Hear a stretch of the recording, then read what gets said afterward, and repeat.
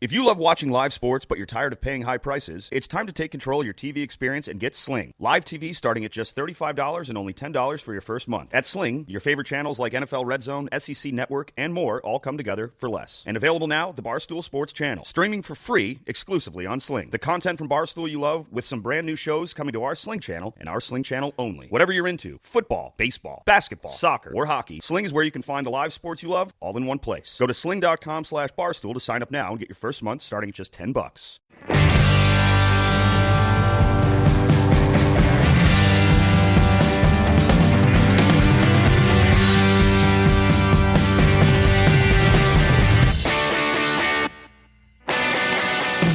Hello, everybody. Welcome to episode 350 of Spittin' Chicklets, presented by Pink Whitney.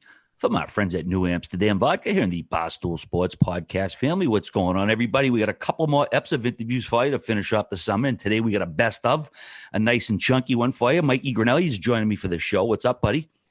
All right, 350 episodes down in the books here. Wow, that's pretty crazy. But I'm pretty hungover right now, to be honest with you, RA. My guys from Loud Luxury were in town this weekend. So this 6-hour edit I have ahead of myself is not going to be too fun. But like I said, 350 episodes in the book. Yeah, man, it's a number. People ask every 50 or 100. Are you gonna mock the episode? And I think Whit said we'll wait till 500. So just gonna keep chugging along. Plus, there's the few we did before. Officially, it's probably somewhere around 370. But yeah, we got a bunch of like I said, a best of a bunch of interviews. I think we have eight of them, 9 of them all together, Grinelli? 8 or 9. Yeah, media, coaches. It's an all-star lineup of interviews. Some really good stuff. You're gonna enjoy it. Again, it's kind of still on the ass end of our break here. We got a couple more interviews, and the season's really not back in a full swing yet. I know we had the offer sheet. We'll get to that when the time comes. But go ahead. All right, I want to ask you how was your trip to Cape Cod? I know you spent the past week down the Cape. It was very nice, very relaxing. It's kind of funny. You don't think of lakes down Cape Cod. You think of the beaches, but the place we had was right at a lake. So I didn't even go to the beach. I just had What lake? It's called Lover's Lake. I never even heard of it. And Chatham actually has a handful of lakes. I've never actually stayed down there, but yeah, nice and relaxing. Well, as much as relaxation you can get around your family and your siblings, people who drive you crazy on vacation. But no, it was nice. It was a nice little break, nice little end to the summer. And I'm starting to get geared up for, we got the NHL on tap, all the gambling, all the preseason odds. We got to come up with some wagers, me and Merle. So it's about to start getting fun around here. A lot of trips this year too, RA. We'll be traveling a lot, which kind of reminds me, this upcoming week, we are dropping all the Hockey Fest content. So all the videos. If you want to see RA's goalie performance, you tune into the Spittin' Chicklets YouTube channel this week, as well as the Barstool Sports YouTube channel this week. We're going to be dropping our behind-the-scenes vlog, I believe, on Thursday, but everything else will be on the Barstool Sports channel coming out, I believe, Tuesday, Wednesday. Yeah, I'm looking forward to it. I like to see the other angle of that nice club save I made. I'd only seen one so far, so good to see. But I've seen it, RA, and you're going to be pleased. You'll be very pleased. Good. I can't wait. Looking forward to it. I do want to mention also football is here, and that means heading out to cheering your squad. And when you head over to your local bar, make sure you order some Pink Whitney. It's the perfect summer shot for you and your friends. And, hey, summer's not over yet. I know it's Labor Day, but we still got a few weeks left here. So order Pink Whitney at your local spot today. Pink Whitney. It goes down nice and smooth from the pregame to the after party. All right, G, I think we should start the interviews out. This one was a classic, I believe, from our Florida trip. The months all kind of blend together. I think it was April, May, maybe. Brent Sutter, absolutely. Some of the best feedback we've ever gotten, RA.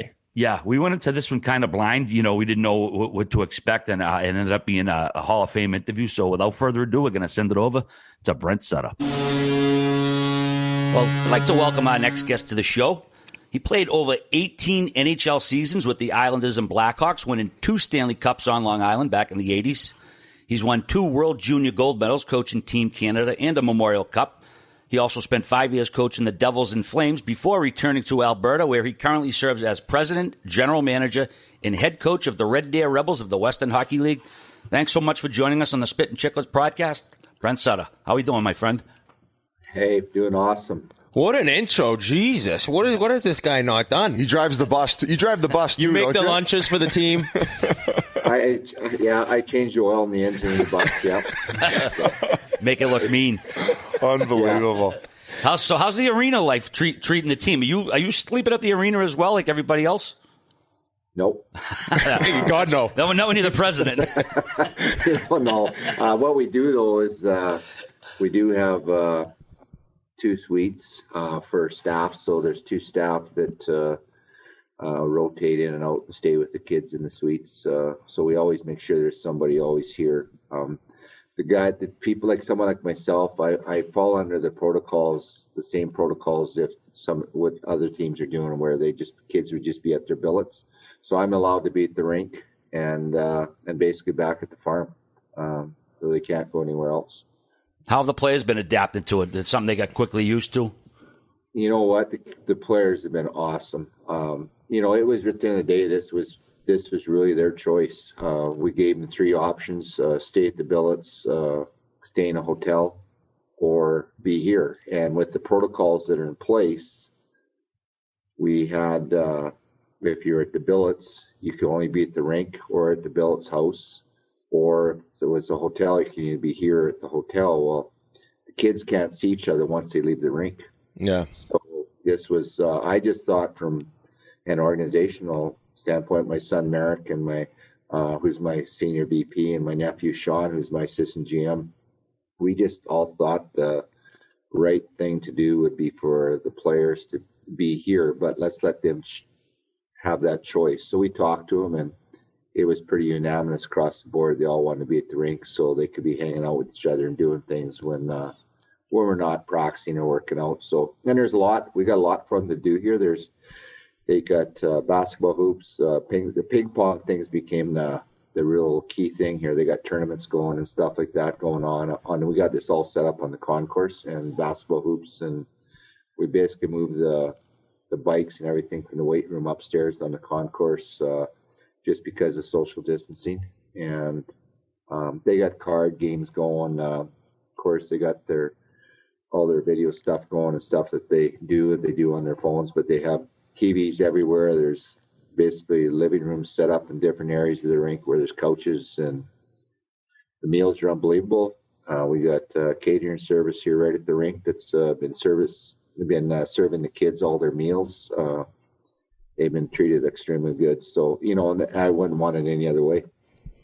Well, you've certainly turned Red Deer into just such a powerhouse program in the WHL, and it's pretty cool that, you got to play in Red Deer and then now you're coaching. And I kind of want to go back to your whole family, though, and that's hockey royalty. And for people who don't know, 6 Sutter brothers played in the NHL, 6 Stanley Cups, over 5,000 games played. There was actually a 7th brother, Gary, who I'm reading all you guys say was the best player, but he didn't play. Was there stories to go along with him staying back on the farm with what I'm reading and kind of taking over business there? Well, Gary could play any position except goal. I mean, he could play forward, defense. Gary was a very intense, high-strung player. He'd get suspended off and on for spearing guys and for doing stuff like that back in the day. And he was a tough player when he played. And yet, when he was 16 years of age, him and brother Brian had an opportunity to go to Red Deer and play junior A with the Rustlers, and Gary chose not to. He had a girlfriend back home that he decided, and she came from a tough family, and Gary stayed home to help her through that, and chose not to pursue a hockey career at that time. And Brian went, and that's really it in a nutshell. Yeah. And Gary stayed home, and he stayed back at Viking. He got married, and unfortunately, a year and a half later, after he married her, they went through a divorce. So, yeah. I was going to ask, was there, like, growing up, like, did your father play? Like, being from Viking, of course, that's one of the only things to do, playing out on the ponds because it's so cold. But did you feel like there was like a pressure or anything? No. Not at all. Dad didn't play at all. Dad played. He played with his work boots on in the sloughs, and he had the puck all the time because if we ever went near him, he'd spear us. So he got to play at the puck the whole time when we played on the sloughs if he played with us. So No, Dad never played. There was never any pressure from Dad at all. It was just something, you know, what a small town. Everybody, all the kids played hockey. You know, there's 7 boys. You know, we had the sloughs on the farm that we'd go scrape off and play. We'd play until it was a full moon. You'd play all night long. And then during the summer, we'd throw all the bales out of the hayloft and we'd play up in the hayloft in the barn. So we had a big barn, and you know, we just kept going. Neighbor kids or friends would come over and we'd have tournaments. We'd do whatever. So, yeah, it was like hockey was not just a 6-month game for us. We played year round, just did it in different ways. You guys must have been beating the fucking wheels off each other in this fucking barn. I can only imagine the scraps that were going on. Well, you know what? It would get pretty intense sometimes, and then you just hear the steps coming up, or the boots coming up the steps. Dad walking up the steps, you could hear his footsteps coming up, and it was like, okay, we all better stop right now, and because Dad would come up and beat the shit out of all of us. So that's just the way it was. Isn't there a story when you guys ended up getting to junior where he was heading into a game and then there was cops there or something like that? Somebody teed me up for one. Okay. Yeah, it was the year that actually our team won Canada that year. We were playing in St. Albert, and it was a pretty intense rival between St. Albert and Red Deer. And we had a really good team that year. We built our team to win Canada. And, I mean, our smallest defenseman at that time was 5'10", 210 pounds. So brother Ronnie, Richie, and I, we were scrubs on that team, even though like we were pretty good players. And I got drafted. That was the team I got drafted from in the first round that year. Was by the Islanders. Was from Red Deer with that playing on that team. But what happened was we went into St. Albert, and it's always was an intense rival between the two teams, and it was always brawls, right? And brawls back in the day wasn't 2 fights, or it was a full bench clearing brawl, right? And the bench was emptied. Well, it didn't even get a chance for that to even happen. We went to the rink, got dressed, left our gloves in the dressing room, and they did the same thing, and we just went out on the ice and teed off. And of course, there wasn't many fans in the building at the time. It was during warm-up. And no one brought their sticks out. We ever just went out and we started fighting. And it was crazy. And it ended up in the penalty box, up in the stands. There was the general managers end up fighting in the foyer. Our coach, John Chapman, at the time, he had got suspended 12 games from the game before because he chased the ref around the ice in Sherrod Park after a game. So he ended up not coming there with us. So our general manager, Graham Parsons, he hid underneath the bench.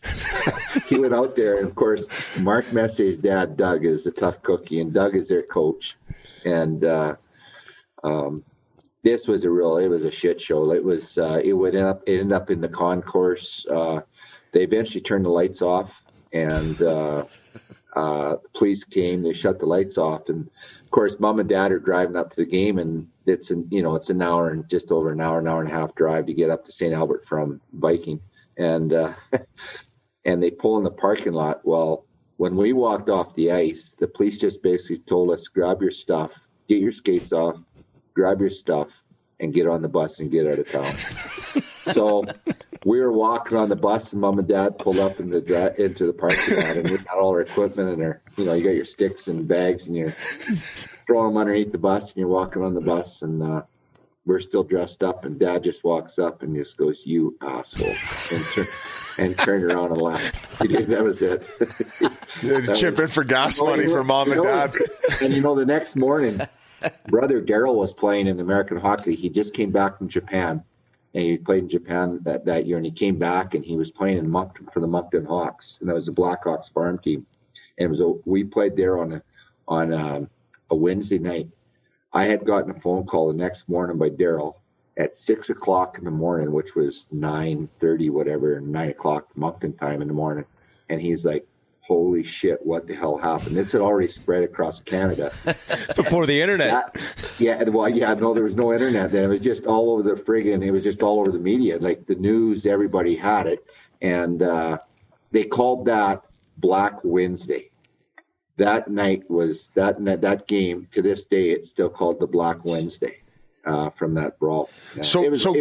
It was unbelievable. It's crazy. So, like, going to that game, you guys probably know this is going to happen. Would you guys get nervous about this thing, or were you just like, yeah, can't wait to get there and throw down? No, Biz, he's like, I'm from Viking, Alberta. Here we go. Well, it goes back from 2 years before that. Actually, brother Dwayne and I were on the team then, on the same team, and I was only 15. And we played, St. Albert had a hell of a team that year too. Mark was on that team, Messier. And they had an older team. Mark was a younger player on that team. I believe Mark would have been 16. He was a year older than I was, so he would have been a 16-year-old. I was a 15-year-old. But they had a lot of 20-year-olds come back from major junior hockey, like big guys, like big men, right? Like they were big guys. I thought anyway at 15. And we played them in the first round of playoffs, and Mark's dad, Doug, was coaching St. Albert. He was an awesome coach, and Doug's a great man too.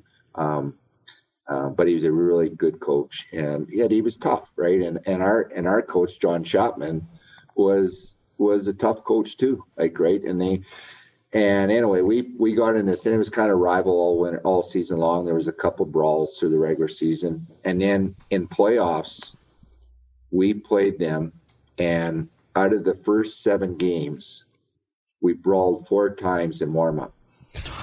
And then game 7, they beat us 4-3 in game 7, and that was a full-fledged brawl before the game. Like, it was crazy. Game 7 brawls? Well, back in the day, in warm-up, you'd skate around. Both teams skated around the full rink of the ice.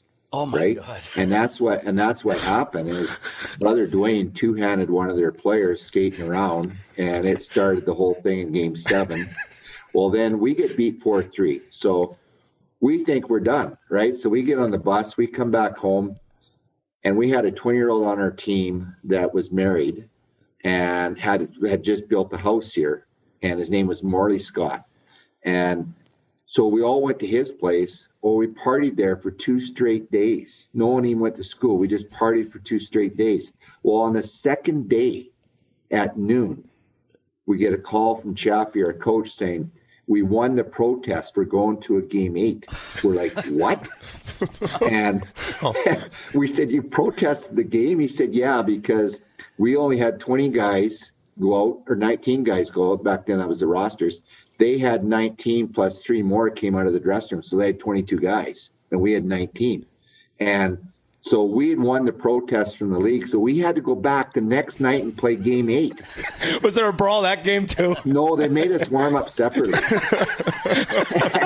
They made us warm up separately. Well, it was crazy. We got beaten overtime. Like, I can't believe we had 19 guys playing so hungover and going in there. And score was 4-2, and I scored late in the game, or score was 3-2, and I scored late in the game to tie it up 3-3. And I don't know if my teammates were pissed at me off because I scored, because then we had to go in overtime.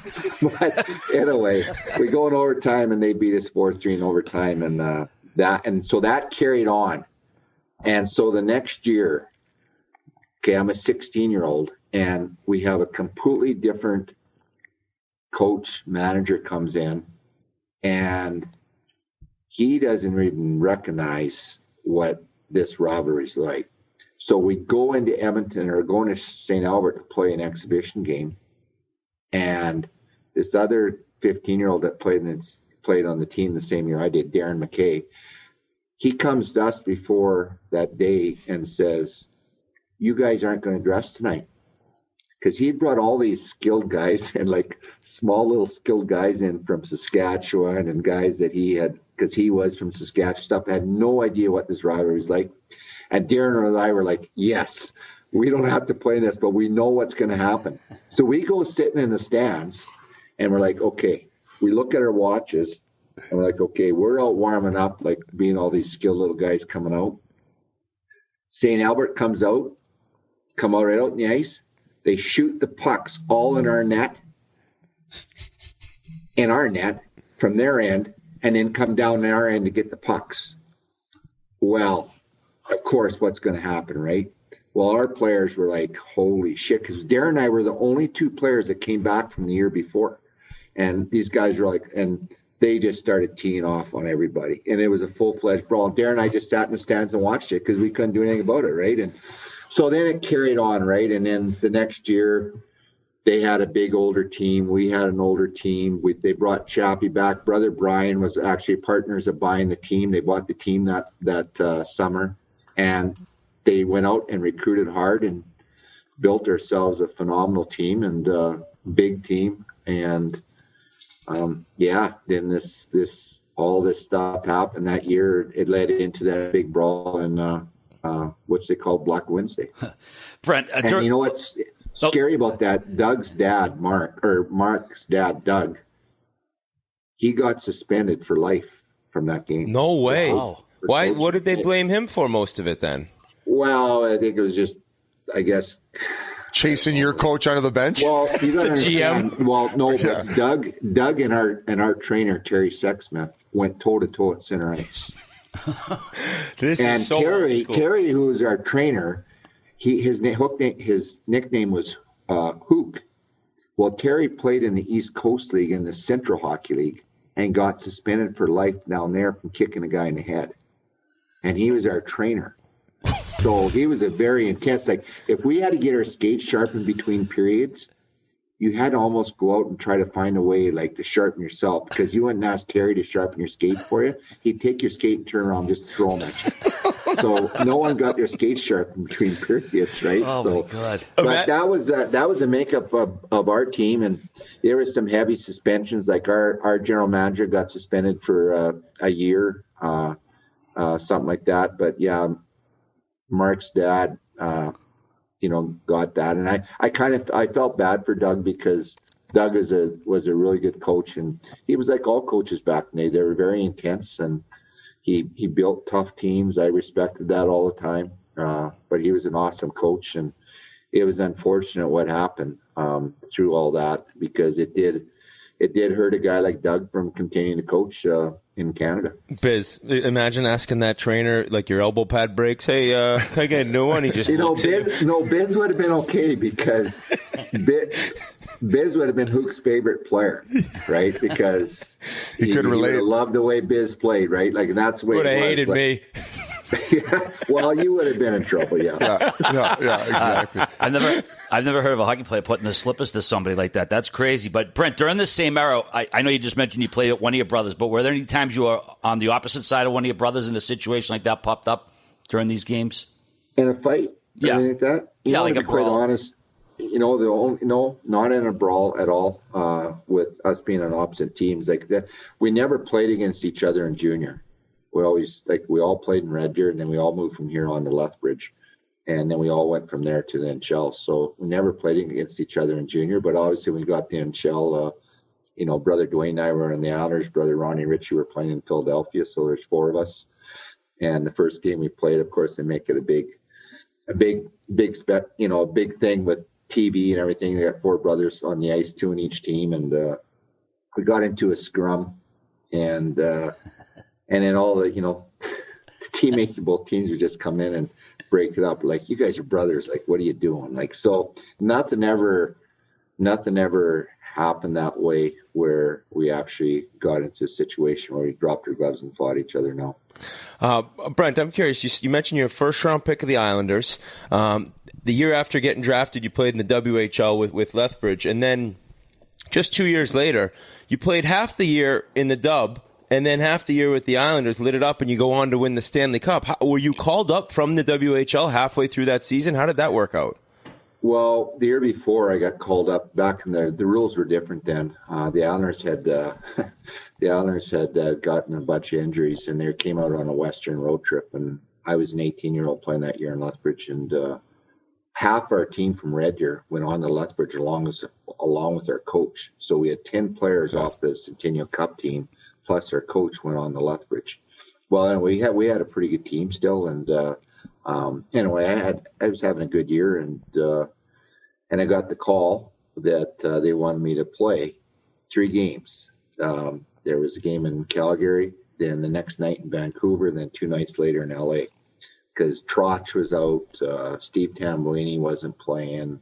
Anyway, they had some centermen in the lineup. And for brother Ronnie, Richie, and I drove up to the game. Of course, that's unreal. In it. And what's crazy about this is that we play that game, and of course, the Calgary Flames are the old Atlanta Flames team. And if anybody remembers those teams, they were massive. I mean, they had so many guys that were, you know how big Clark Gillies was? Well, they had like 10 guys in their lineup that big. Like, they were a big team.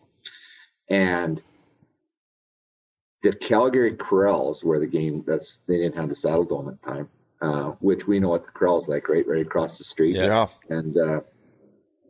And we go in there, and the one line was Wayne Merrick, Bobby Nystrom, and John Tonelli. And in the dressing room, it's a long, narrow dressing room that we had to get dressed in. I'm sitting at the back of the dressing room with these 3 guys. Well, we get beat that night 11-4. Al Arbor, who's, Al's like a 6'1" guy, but his shoulders are like 8 feet wide, right? And he comes in and you got to opens up the door and you got to walk down 2 steps around the corner. Now you got the dressing room. Well, we're all sitting in the back of the room. Well, Al comes in, walks right down to the end of it, and he's staring at us in this corner. Well, Bobby Nystrom, John Tonelli, and Wayne Merrick were -7 that night. -7. Like, we don't get that in That's a tough night. Year, right? That's a Whitney night. That's a tough night. That'll cancel out a cup or 2. He just walks down and he looks at me, and I'm like, oh shit. And he looks at the other 3 guys and he just looks at me and he goes, you 3 assholes, and turns around and walks out of the dressing room. So the next night we played in Vancouver and we end up winning 5-2. And I had a goal and assist that night. And then the next 2 nights later, we went to LA and we won 2-1.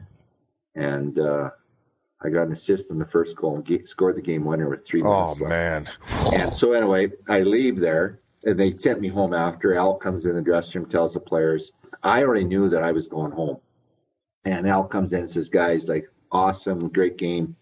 Just some bad news tonight that we have to send Brent back to junior. So I went back, and no problem. Then I got called up for their Stanley Cup run against Minnesota when we got beat out of the playoffs. I got called up, and so actually Kelly Rudy and myself were black aces on that team. Monty Trache. So, Western Canada boys, right? So we go up there. Well, of course, we're having a hell of a good time. Oh, right? Black Aces is the life. Goodness. You just get buckled. I did it my whole career. Playing 3-on-3s. Game days going to the bar. But anyway, going for cocktails after practice and stuff like that. So we were having fun. And anyway, they beat Minnesota. So it was a great experience to learn through all that. It was amazing just to be around the guys, practice with them. Just seeing what it was like. And then the next year I went back to training camp and led the team actually in scoring in training camp. And then Bill called me, and Bill Torrey, the general manager, called me, and him and Al, and just mentioned, hey, Brent, like, you had a great camp. We want to send you back, though. Let's see how the start of the season goes. I want to be loyal to the guys that won the Stanley Cup. And, you understood that, but you were disappointed too. So I went back, and I had 80 some points in 30 games. You had 46 goals in 34 games. So time to move on. Yeah, and I don't know, and I had 200 and some killing me. It was crazy like that. We had a hell of a team, but anyway, I had gotten named to the World Junior team, and I got a call, and they'd mentioned to me that they wanted to name me to the team and that they wanted me to be the team captain. So I thought that's what I was doing. Well, then Bill calls me a couple of days later and said, this was now around that December 10th or so. He said, we don't want you going to the World Juniors. That we're going to bring you up for a couple games before Christmas, and then we're going to send you back home and let you spend Christmas, your last Christmas at home with your mom and dad, and then you'll stay for another week, and we'll call you up on January 4th. So I already knew the plan. So I played, and then I went up on December 21st. I played in Detroit. December 22nd, I played at home and on the island against Winnipeg. And then I went. Then they sent me home. I got to spend Christmas at home with mom and dad, and brother Ronnie Ritchie. The other boys were already playing the NHL. So, and I went back to Lethbridge and played a week there, and they called me up on January 4th, and that was it. That was it. The rest is history, I guess. So who was your line in the run to that cup? And that would have been the third straight, right? Well, it's funny. I was playing with brother Dwayne and Bobby Bourne that year to start with, and it's bizarre how the year worked. The playoffs, like you're ready to go in there, you end up. I don't know what it was, 41 points in 41 games or something like that. And then Shell had 20-some goals and led the team in penalty minutes. Then get in the playoffs, and we're playing game 1 against the New York Rangers. And as we all know, growing up, you were never taught to be the last man coming out of your zone trying to carry the puck up the ice. And, of course, I did that. I was just inside our blue line. And Rob McClanahan, who was a U.S. Olympian player, stripped the puck off my stick and went in and scored the game winner for the Rangers. Of course, the Island Rangers rivalry. So we lost the game 5-4. Nothing said to me after the game. Of course, you feel like an idiot. Yeah. And I never seen another regular shift. I got 2 or 3 shifts a game after that. I played on the 4th line. Wow.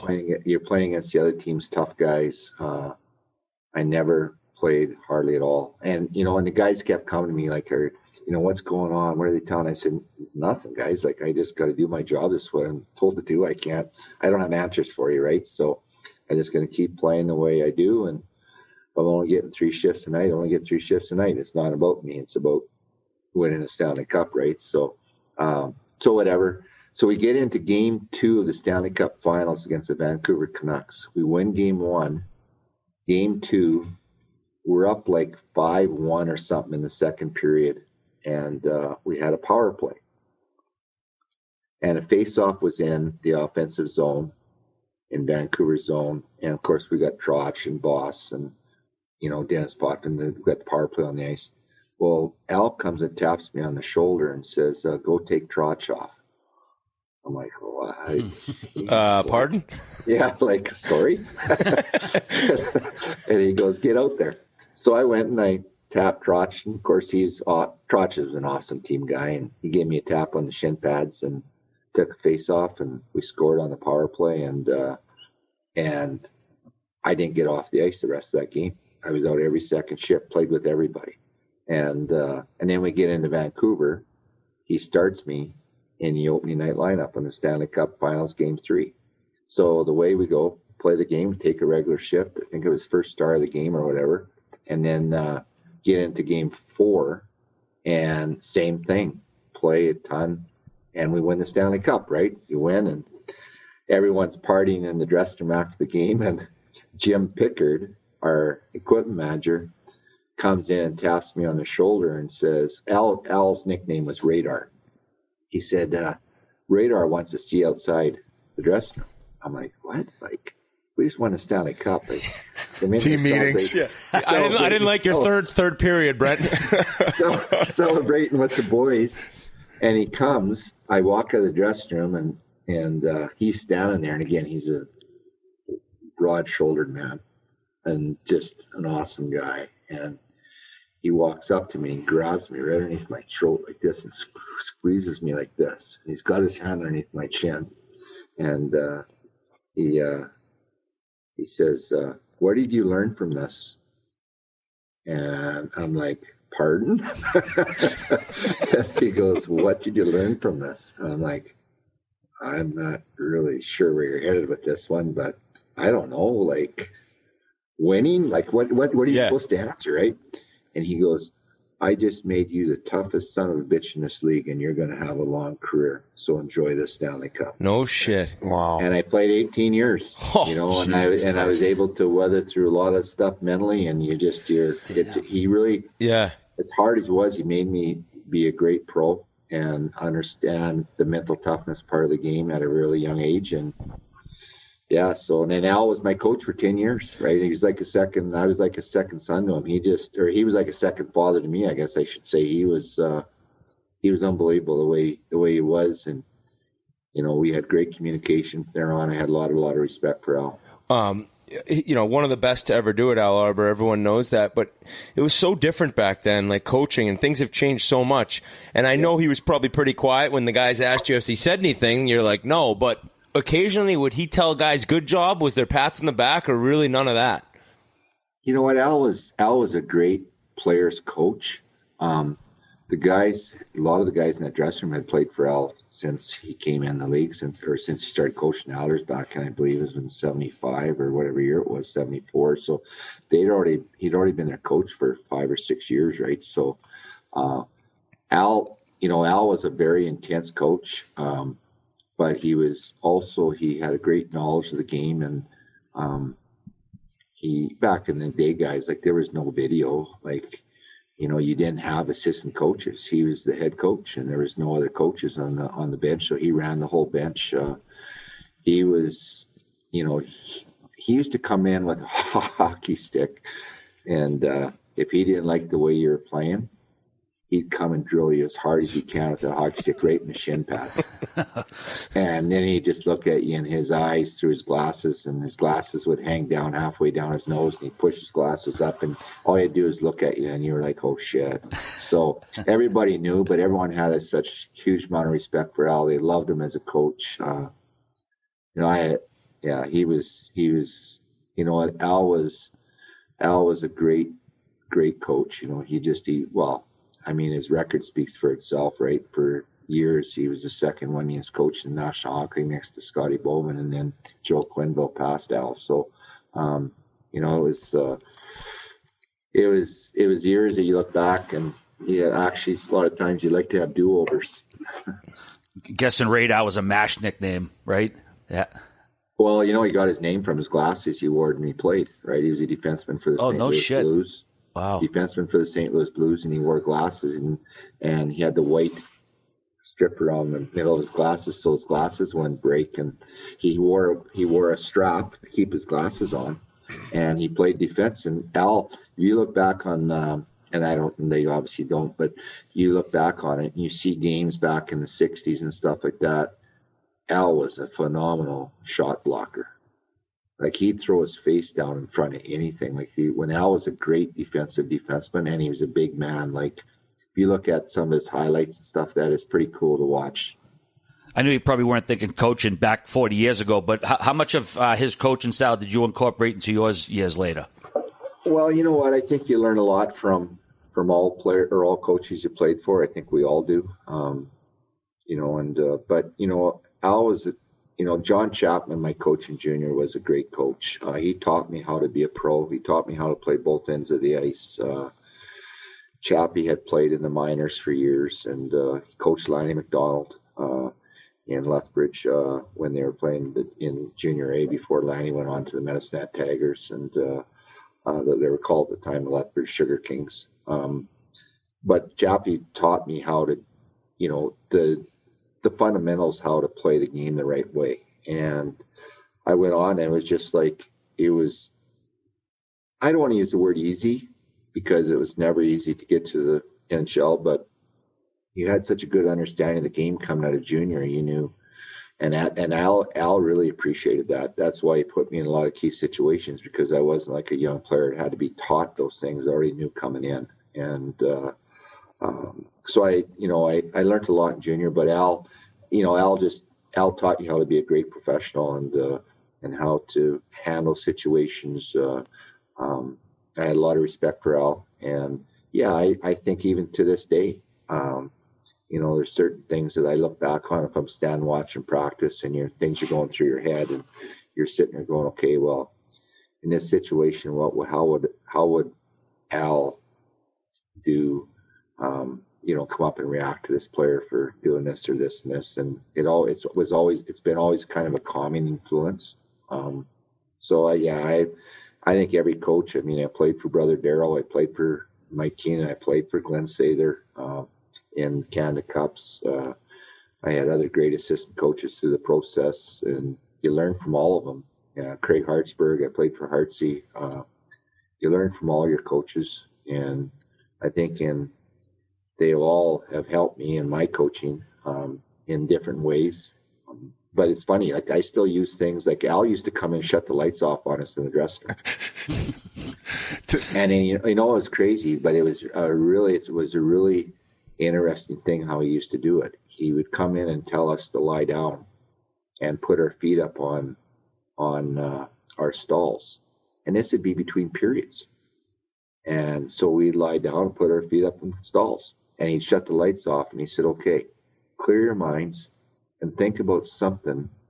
Close your eyes and think about something in this period that you can do great. And so it's unbelievable how it works. Like I've done that with players here, and they're like, Jesus, just like it totally resets you. And so it's, the stuff like that, it's still things you can use in the game, even though the game has changed. But it's still about focus and mental side of it. Well, I was going to ask about a few things. I mean, you always got to have your own little twists on it. Now, did you learn giving the guys wood twigs or starting 5D man off to the start of the game from him, or was this your own little thing? Well, no, that was my thing on the fly. The hockey stick thing. It was the year we won the Memorial Cup actually, and we weren't playing very well, and we only lost, I don't know how many games that year, 10 or 12, whatever it was. But we weren't playing well. And of course, the type of team you have, and you have a chance to be successful, maybe win a Memorial Cup. So we were going into Brandon.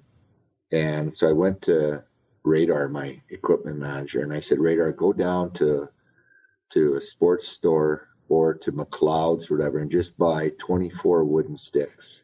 And he's like, what? And this is right when all these, of course, wooden sticks are starting off. Synergies and all this junk. There were still, you could still use wood blades on these aluminum shaft sticks, but the full wooden stick wasn't there, right? And so everyone never even, like, these kids weren't like, we're not using sticks. So anyway, I told him to go down and do it. So we're playing in Brandon, and we're down 3-0 in the first period. So I walked in the dressing room. I didn't say anything to anybody. I just went around and picked up everybody's sticks and walked out of the dressing room with an armful of 20 sticks. And I went and put them in a bag, and I picked up the other 20 sticks, wooden sticks, and I walked in the dressing room, put a wooden stick in front of every player and said, tape your stick, and I want everyone with white tape on your blades, and I want you to write work on both sides of your blade. So we came out the second period with these wooden sticks and had tape on our white tape on our blades and with work on both sides, and we ended up winning the game 7-3. And with the wood twigs. What was crazy about that is that I told them they only get one stick, so we have to practice and play. No one took a slap shot in practice. No one. Can't risk breaking it. Shots. Yeah, because they were afraid to break it because they didn't think they were going to get another stick. They didn't know I had another wooden stick for them if they broke it, but I didn't tell them that. So we didn't lose a game for a month with wooden sticks. Come on, you guys kept one wooden stick. We didn't lose a game. And you know what was crazy about that was these guys became all, when you got those other sticks, guys are hitting glass. Every shot was high. In practice, like it was just like crazy, right? And they used these wooden sticks, and no one missed the net. Everybody was dialed in to shoot the puck the right way. And in games, our percentage of shots on net had increased phenomenal on shots on net because this is what we used, and it wasn't about how hard the shot was. It was strictly about placement. And the guys, they weren't slashing each other's sticks in practice and breaking them. Everyone was scared to lose a stick. And so that's what we did. But the cool part about all that is we started taping little mini sticks in the store with work on it. we had companies sending us mini sticks done up like that. It was the biggest selling item that year in our store, were mini sticks with white tape and work written on them. Every kid in our community had a mini stick with work on it with white tape. It was just bizarre how it worked out, and it became just a real big thing, and the rest is history. I got to ask, at what point and why did they get to go back to the other sticks if they were working so well? Well, I didn't think they could make it into playoffs with just one stick, so I went in 2 days, two games before playoffs started, and I gave them back their sticks, and we didn't miss a beat. We just kept going. So I called one of my favorite ex-teammates, Colby Armstrong, who you had the pleasure, I'm sure, of coaching in Red Deer, and he told me a hilarious story. He's like, ask him about the time I threw my helmet at him in the WHL finals. Well, we were playing Portland in the finals, and we were in game 2, and we won game 1 here in our building. Game 2, we were up like 5-1 or something early in the third, and Kobe took like 3 minor penalties. He was one of those guys that when you went and go checked him, that hit where you hit him back. Yeah, reverse hit. About checking. That's all he did. Hit, but he did it with his elbow. Yeah. So he got these elbow penalties all the time, and so I was like, and we ended up winning the game. We scored an empty net goal and won like 6-4. It shouldn't have been that way, but we did.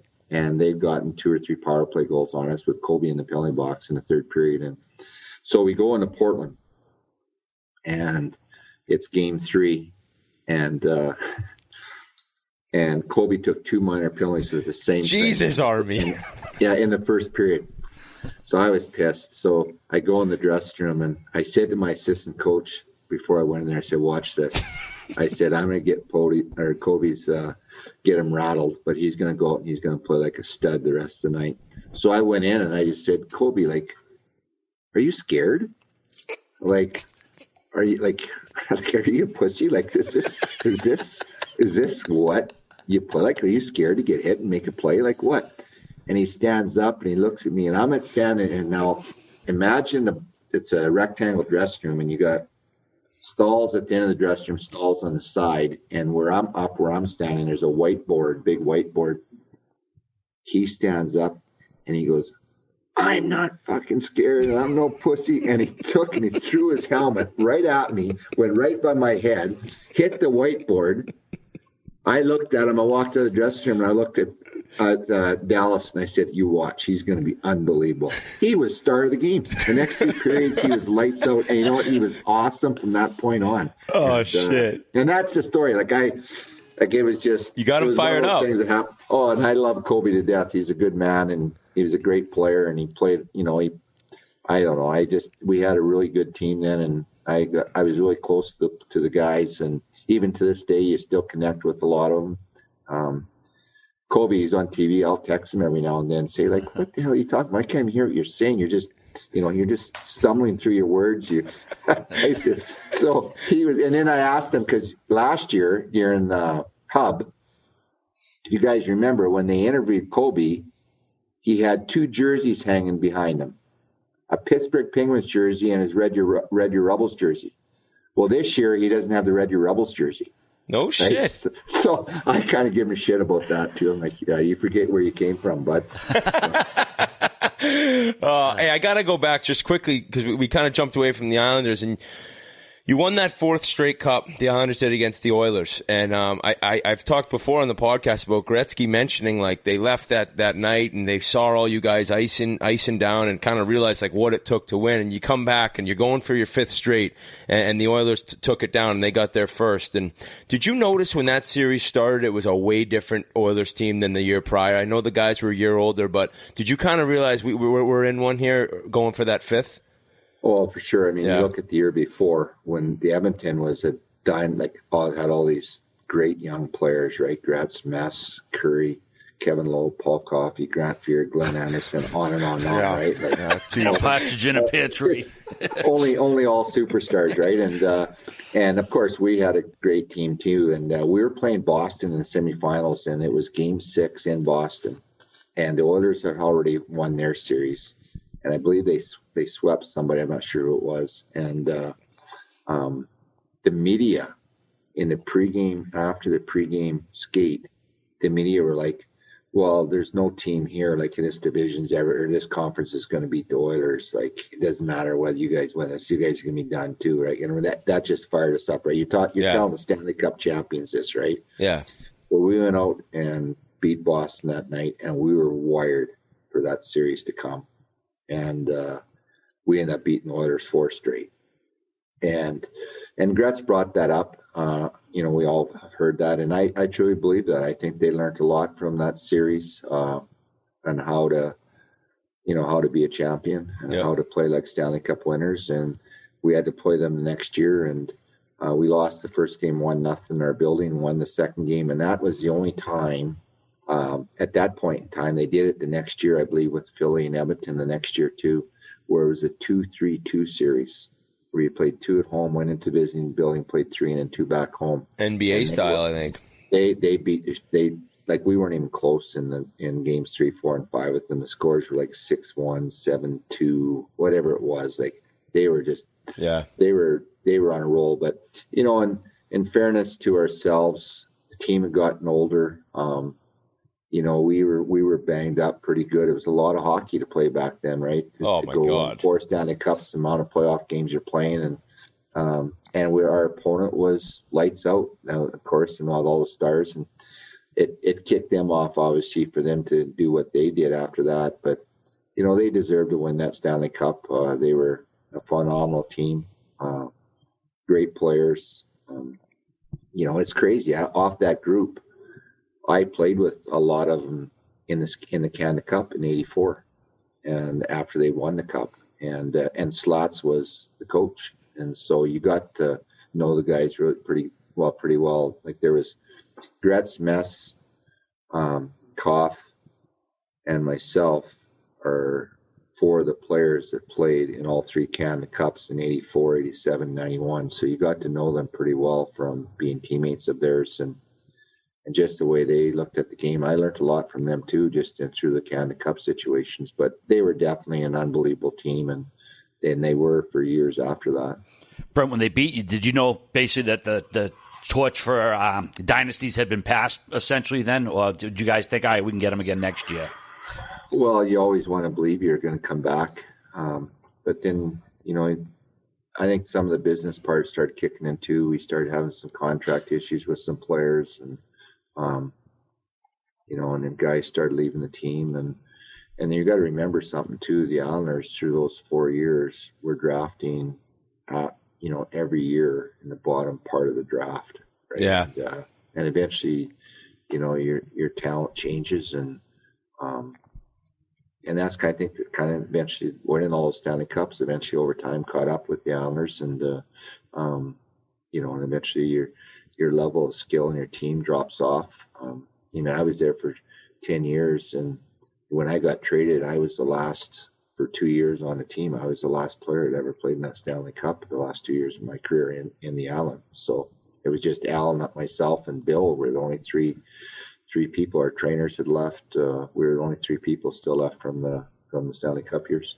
And in your career, I mean, I think 10 or 11 seasons, you know, over 50 points, but 50 and 60 points. And then the 1 year, 80, 84, 85, you get 102 points. I mean, was it who you were playing with that season? What changed that one season to just really light it up? Well, certainly who you're playing with definitely helps. And we came out of the Canada Cup. In the Canada Cup, you know, there was such a, I don't know how to explain it to you guys, but of course, you got the Islanders, you got John Tonelli, Bobby Bourne, myself.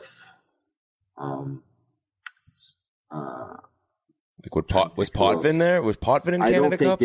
I don't think Dennis came to that team. Oh, okay. He didn't either. No, he didn't. So, and then you had there was 7 or 8 Oilers. So, and there was a lot of, we just weren't the team that we needed to be. We just weren't as close as we needed to be. And we had a tough go through the Canada Cup that year, through the tournament itself, through the regular games that we're playing, through the round robin side of it. And what turned it around actually was in Vancouver. We kind of got into well, what happened was the day before we held a meeting, and you guys all know at the Bay Shore, the West End, everyone's staying there, and we got this big room, and we're all setting chairs up around the outside of the room, and we had a meeting, and players expressed their feelings about everything, and maybe about some teammates because of the Stanley Cup game, and and with the Oilers, and then beating the Islanders, and I know Bobby Bourne was very vocal about some things, and John Tonelli brought up a couple things, and the Oilers players brought up a couple things, and but it was great because it sorted it out, and we all got kind of on the same page, and then we had a big scrum against Sweden between the benches, and of course you got the Oilers and Islander players, now all of a sudden battling with each other, and it changed the whole dynamics. And then we end up winning in overtime against Russia at the Saddle Dome in Calgary, 3-2.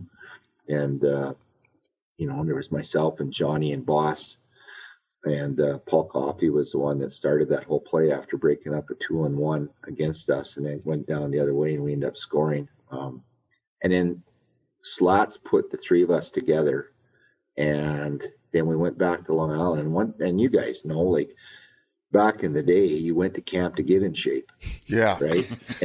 But you three were buzzing already. Yep. We were all like in mid-season form. Yeah. So by Christmas time, us and Al was smart. Al kept us together. Like Boston Trotch were, a twosome that played together for all those years. But then when we came back from the Canada Cup, he put the three of us together, or kept the three of us together. And there was like, by Christmas time, we all had 60-some points. Jesus. There was a game we played the LA Kings, and I remember the LA Kings had only won 10 games that year, whatever it was, or 15 games. They weren't very good. And there was a game there where we won 8-2, and John Tonelli, Boss, and myself scored all 8 goals, and we all had like 6, 7, 8 points each for one line, right? And so those points, when you do that in a game, they add up, right? And then I missed the last 10 games of the season.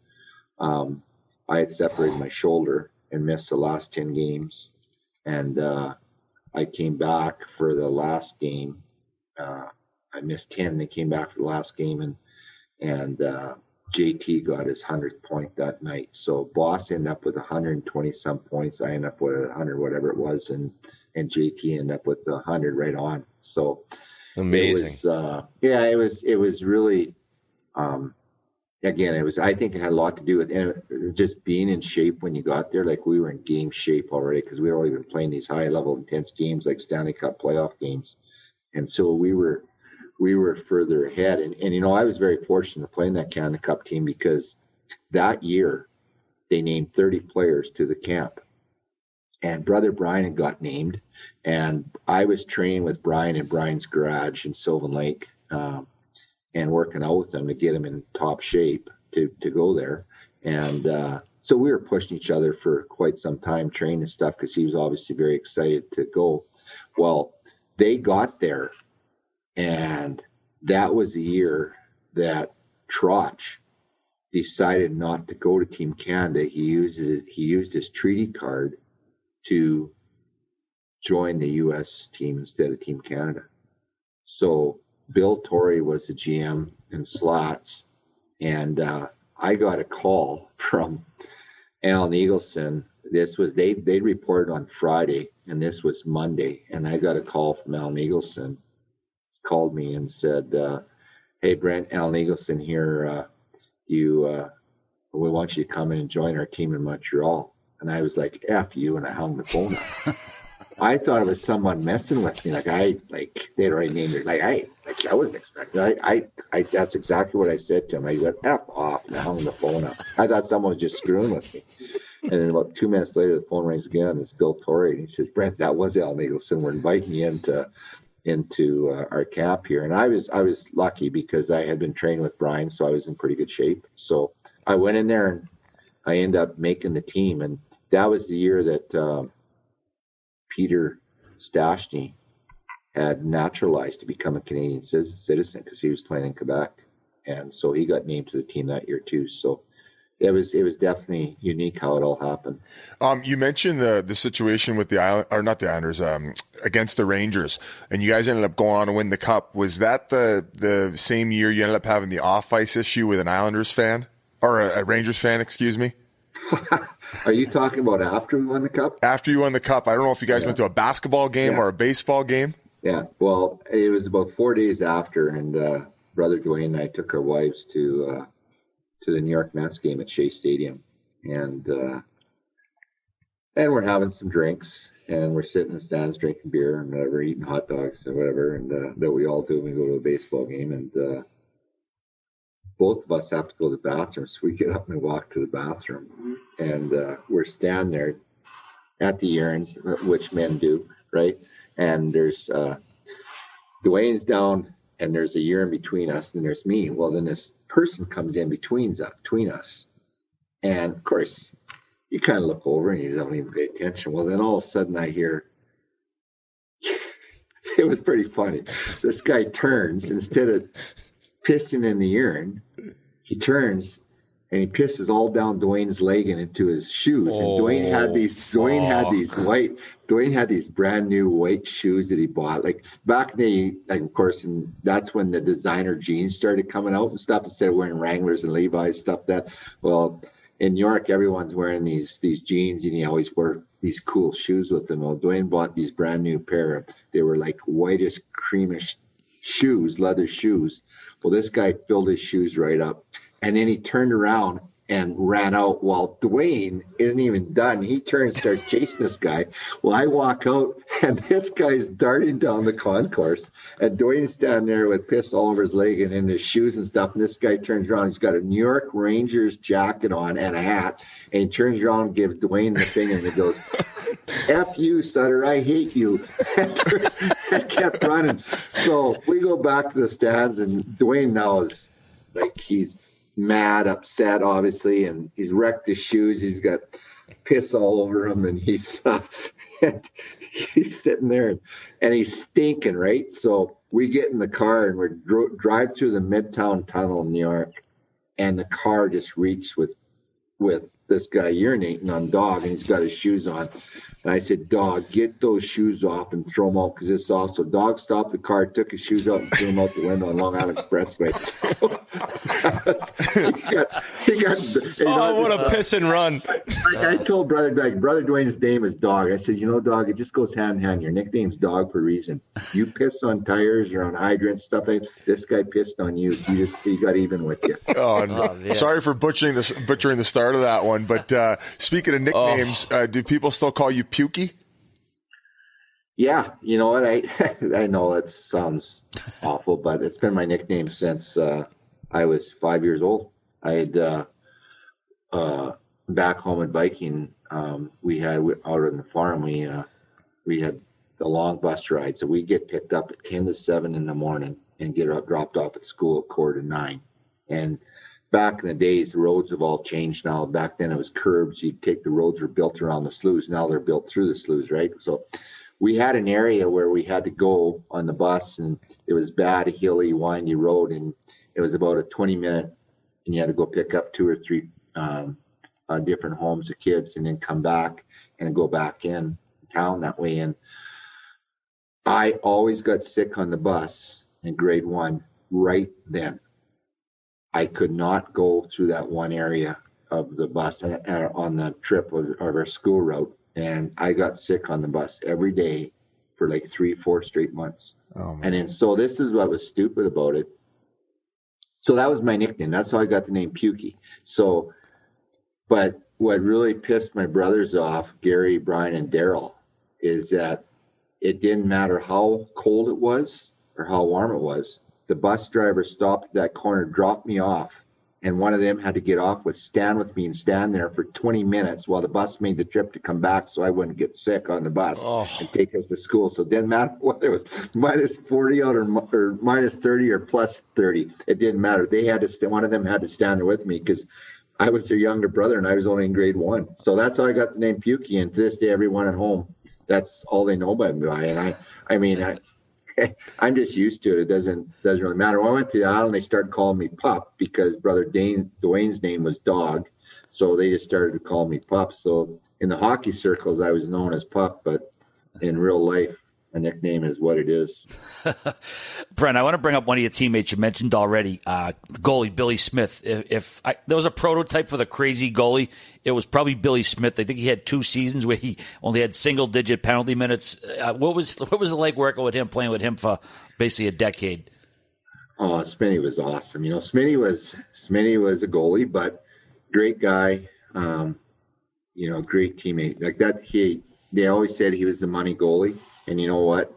The bigger the game, the better this man played. And but in practice, if you shot the puck over his waist, oh boy, he would come with his stick and just drill you with his stick.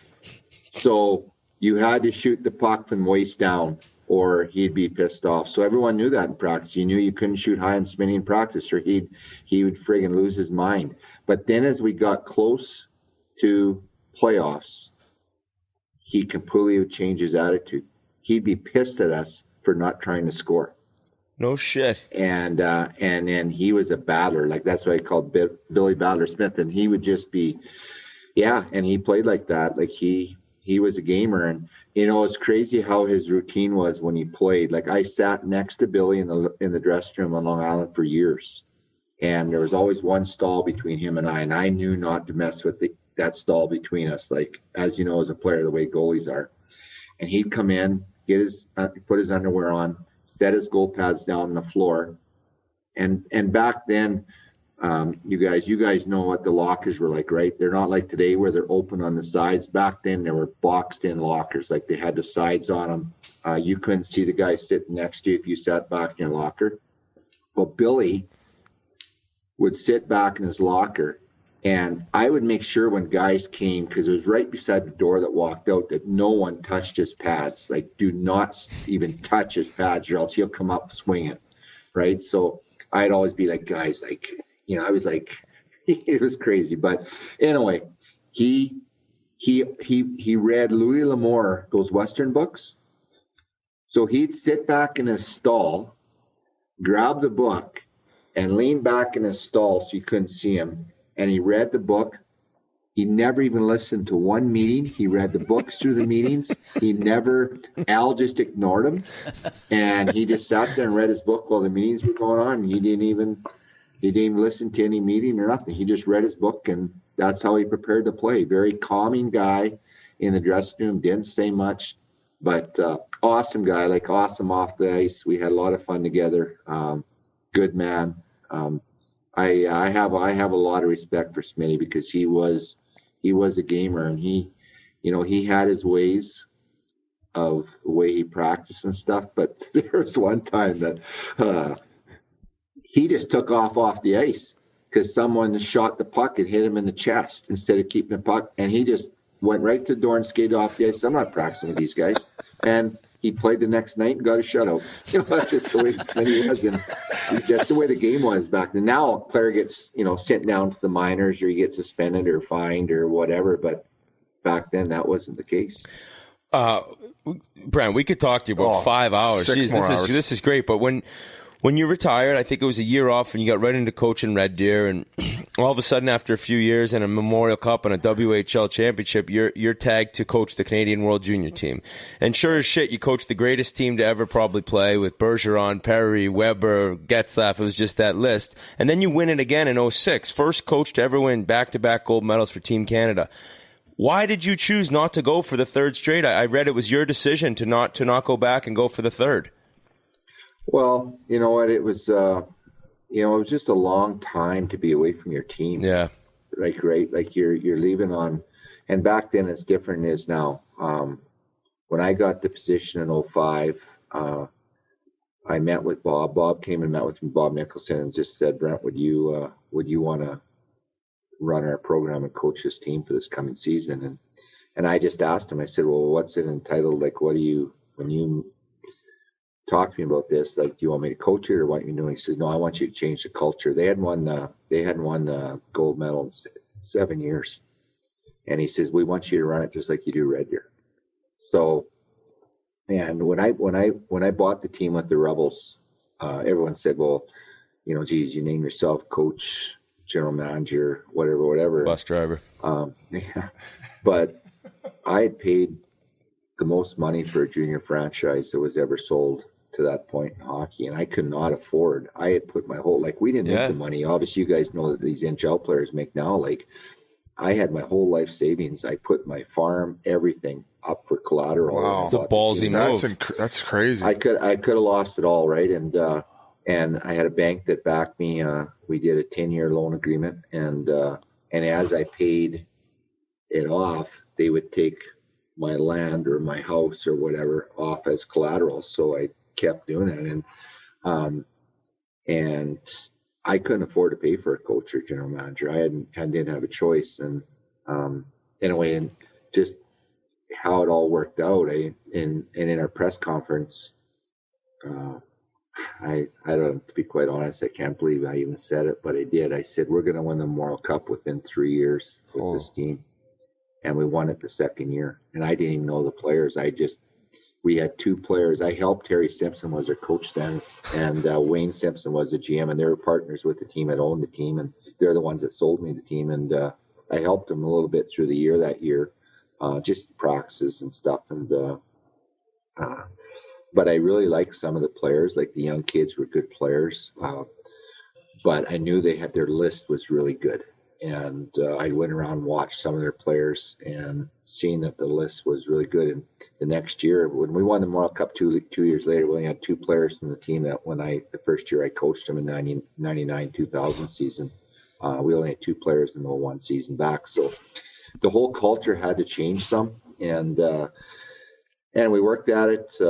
So when I got named 05, I got named the coach there, and we had to change. It was scary. The first day I went down in the dressing room, I was like, you got to be joking. I mean, there was more people hanging around the players in the dressing room than there was actually players. Really?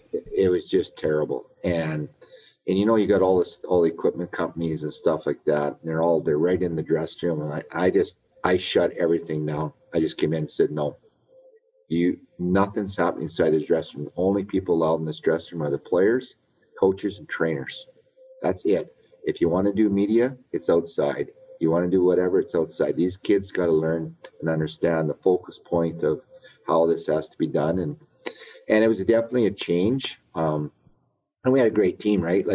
You think about that 05 team, we had 13 players coming back from the 04 team when they lost in the gold medal game. And it was just, I just met with the 13 players. And the first thing I did, my first position that Bob and I talked about after we made a decision that I would move forward with this, was I hired Pete DeBoer. And Pete became my co-coach. And then we hired Jimmy Halton and as their assistant coach. And Pete was in the very same mindset as myself, and the way things had to be changed and done. Yeah. And we worked closely on it all. And, and we met with the 13 players that were returning. We just said, hey, guys, this is the way it's got to be. This is what we want to see happen. And you guys can be part of it or not. But when they joined in to be partners in on it, and that's what I say, it was a partnership right there. They joined in and said, okay, we'll do it this way. And so we knew that we just had to pick 7 players, or I guess it would have been 9 players, that would mix with these 13 guys to make our best team. And it's crazy how it worked out, because we went into our last exhibition game. We're playing in Winnipeg against the University of Manitoba. And Corey Perry, it was a do-or-die game for Corey, because he had really struggled through camp and stuff. But everyone, knew that he was a good player, and he was just having a tough go with it. But we had other players we had 2 players, actually, Eric Fair and Ryan Stone. No, was it Ryan Stone? I forget his first name. They played Brandon. They were 1-2 in scoring in the Western Hockey League. And it was coming down to one of those 3 guys to make the team. And Corey had 3 goals and 3 assists that night, and we won 6-1. And so it was an easy decision right at that point. But when you think about that team, and then that was the lockout year. So we had all these stud junior players on our team. If there would have been inch of hockey, there's probably 7 or 8 of them who never played in that team that would have played in the NHL. Like you look at our defense, like Dion Phaneuf, Shea Weber, Braden Colburn, Brent Seabrook. Jesus. You know, and you look up front, Bergie got sent to us from the American Hockey League because the year before he plays an 18-year-old for Boston, and then there was a lockout, so he could play in the American League. Well, they sent him back to us to play in the World Juniors. So then our one line was Patrice at center ice with Sidney, and that's pretty cool, right? Even to this day, every international event they play together. Mm-hmm. But it all started in that World Juniors, right? And I kept them, or we put them on a line together, and then we had Corey Perry playing with them. And then we had Ryan Getzlaff, Jeff Carter, and Andrew Ladd on the next line. And then we had Mike Richards, Anthony Stewart, and Nigel Jaws as our third line. And then we had Clark MacArthur, Colin Fraser, and I'm trying to take the Dixon boy. Was it Steve Dixon? Steve Dixon. Dickie was on that team. Yeah, Dickie made that team. You're talking about getting the right spice, and I think that he knew Sid from growing up, and he was such a good team guy, great guy to have around, good penalty killer too. Yeah, he was awesome. So that was our energy line, and then the 13th player that couldn't play forward, that got hurt was Jeremy Colton. Jeremy hurt his knee, and he wasn't able to play, but we named him on the team anyway. Then on our back end, it was like we had, like I mentioned, those guys, and then we had Cam Barker was the only 18-year-old player on the team. Everybody else was 19. And we had Sean Bell. Yeah, he could skate so well, that guy. Yeah, and then Danny Severette. And that was our defense. And then goal, we took 2 goalies. These 2 goalies, they didn't get invited to our August camp. At that time, we thought, okay, let's take the 2 best goalies in our country that know that they might only have to stop 15 or 20 pucks in a game. So they got to be mentally strong, and they got to come from good defensive teams. And we took the goalie, Trevor Glass from Kootenay, and the Boschman boy from Prince Albert. They're the best 2 defensive teams in the league. And those teams were only giving up 15, 20 shots a game. And we didn't give up a game more than 15 shots at the World Juniors. So we needed guys that could keep themselves in the game and be mentally good. And the kids were fired up. Like we went into North Dakota. We drove down from Winnipeg, and that team was wired. Like they wanted to prove the year before was not what they were expecting, wanted, and they were dominant. Of course, you look at that team, I don't think anybody can argue saying that they're not Oh my God. You look at those guys, like those guys all in the National Hockey League were all stars. Some of them have been captains on their teams for a long, long time.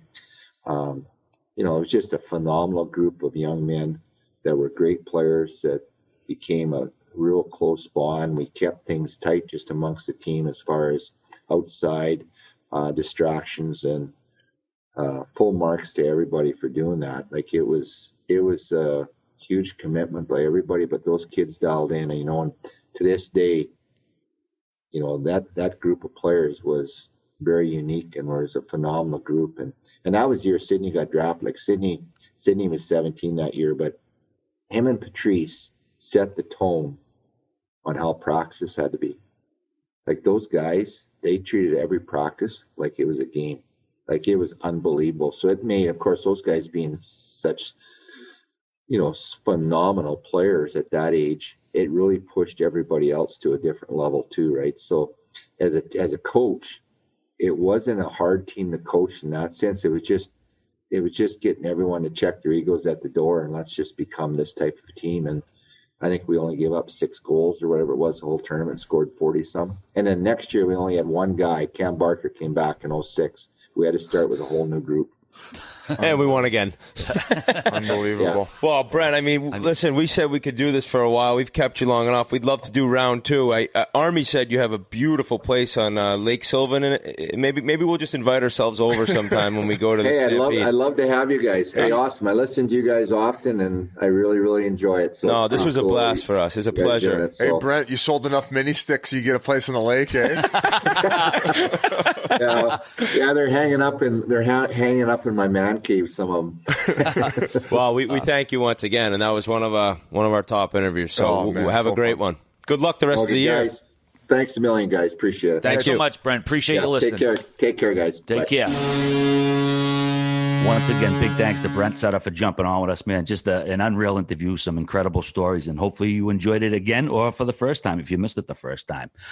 Well, at Labatt, they don't care if you're good or bad at most things in life. They only care if you're good at beer, being yourself, and not pretending to be someone you're not. And if you are, they're good with you.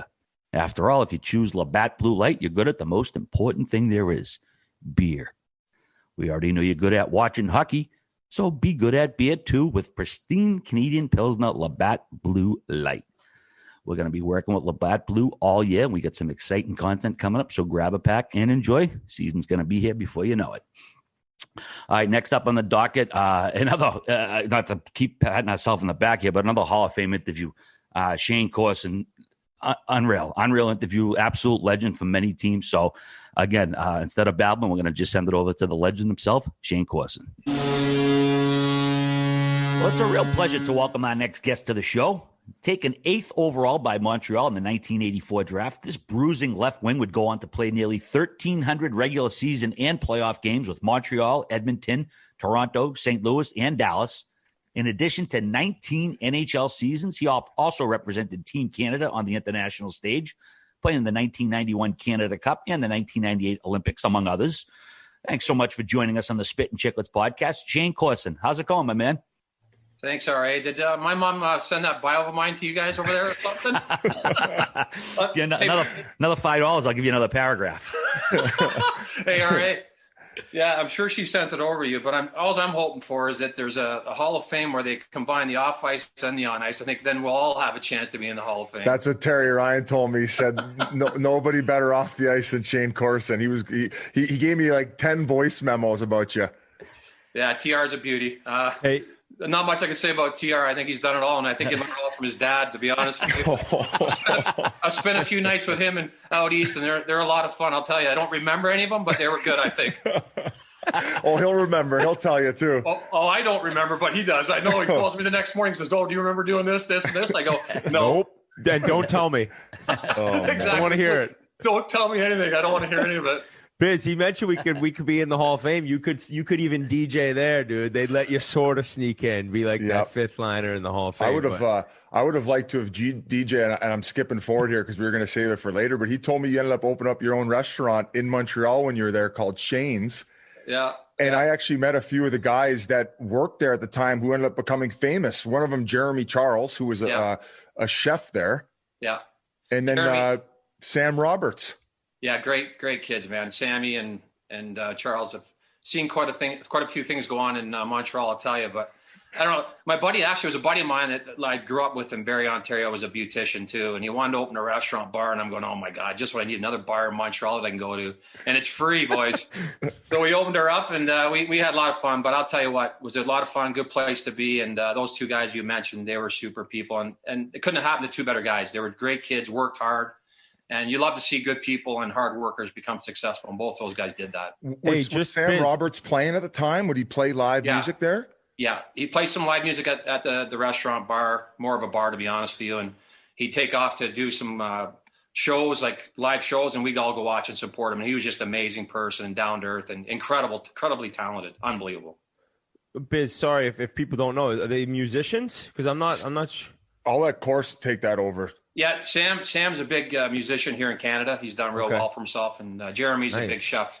Jeremy actually was on CNN, I believe, and he's big out here in Canada and out east especially. But you just gave him their start. You just got him in the door, Shane. Buddy, yeah, I gave him the start all right, but they seen they had a lot of fun. Let me tell you that they've seen a lot of things and a lot of fun times while they were there. So it was a show for them. while they were working there every night. It was like Canadians Got Talent and, playing for all the Habs guys, just pissed drunk, but giving them the X's. But as far as Sam Roberts is concerned, he's like, up there as one of the better artists in all of Canada. We have a lot of American listeners, but check him out. And as far as Jeremy Charles is concerned, like Anthony Bourdain went, I believe, to Newfoundland and spent some time with him there. Yeah, he did. And interviewed him and all the cuisine that comes from there. So it was, he's big time.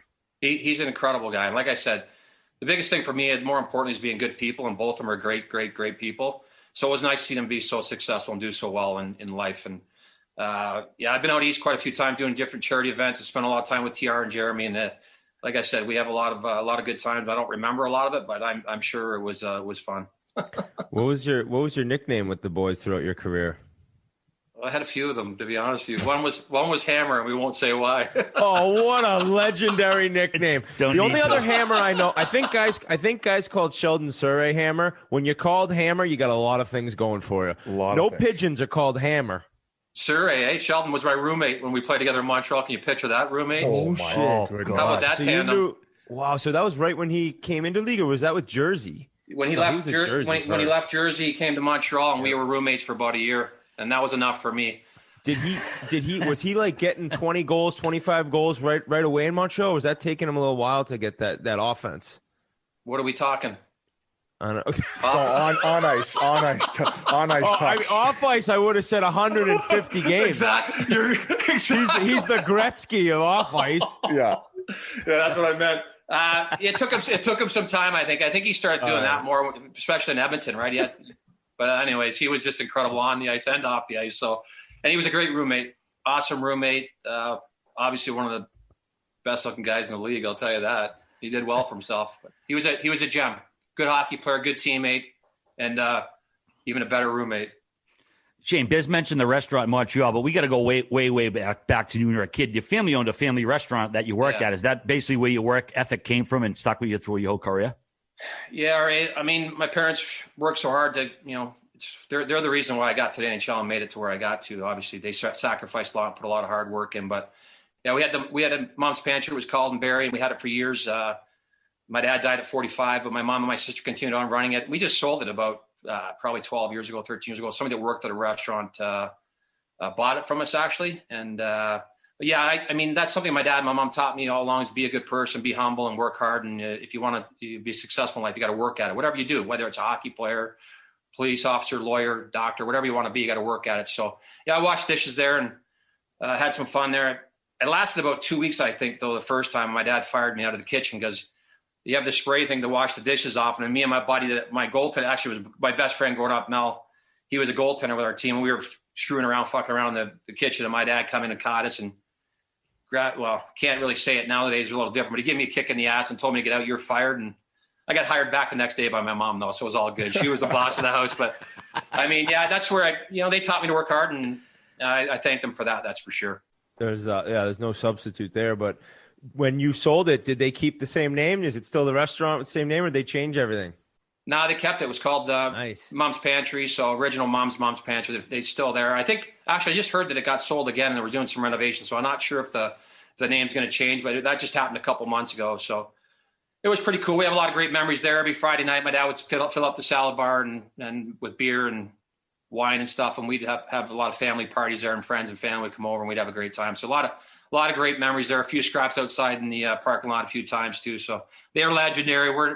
My dad and his uncle and my uncles, his brothers, are well known and buried for that. So we had a few of those nights too. It was good. Well, I was going to ask you about you growing up and playing. Did you always have a chip on your shoulder as far, scrapping on the ice? And I know I've heard a few stories of you scrapping off the ice as well. Yeah, I've had a few. I've always played with a chip on my shoulder. To be honest with you, growing up, I was one of the smaller guys on my team, so I just played with a chip on my shoulder. And everybody said I was too small to ever make it to the NHL or get to even the OHL. And I always tell my son, just getting the OHL was a success for him and for myself and all you guys too. You guys played well. Wits is from US, so it's different. But I mean, I played with a chip on my shoulder. Tried to play hard all the time. Tried to do the job defensively, play offensively, and I was always a chippy player and a nasty player, and I tried to play that way my whole life. When did you start popping up on like scouts radars or travel teams, that type of stuff? I think it was pretty early. Like, to be honest, in my minor hockey career, I played in Barrie, just about 45 minutes north of Toronto. We were a single A team actually back then. Barrie's grown a lot, and it's a triple A team now, but started popping up probably more in Pee Wee. I went to the Quebec Major Pee Wee tournament and had a really good tournament there. But again, we had a really good team. Our team was incredible. I played with the same guys my whole life. Sean Dean and Brian Sear were my wingers, and they were incredible hockey players, so they helped me a lot. But so I think I started popping up on their radar in Pee Wee, and then it just went from there. But I was lucky enough to have great coaching and great teammates all the way through it. So, yeah, it was pretty cool. It was so far back, I didn't even realize Brantford had an OHL team. And thanks, Biz. I know I'm old, buddy, but I'm not that old. But I appreciate it. But yeah, Brantford was fun. Yeah, what was that experience like? And did the team end up moving, or did you just get traded after that first year? No, I played for the same junior team my whole career. I was drafted by Brantford, and after the first year, our owner moved us to Hamilton. Jack Robillard was owner. He owned a bunch of gas stations, Sunny Gas Station. Great person, great owner.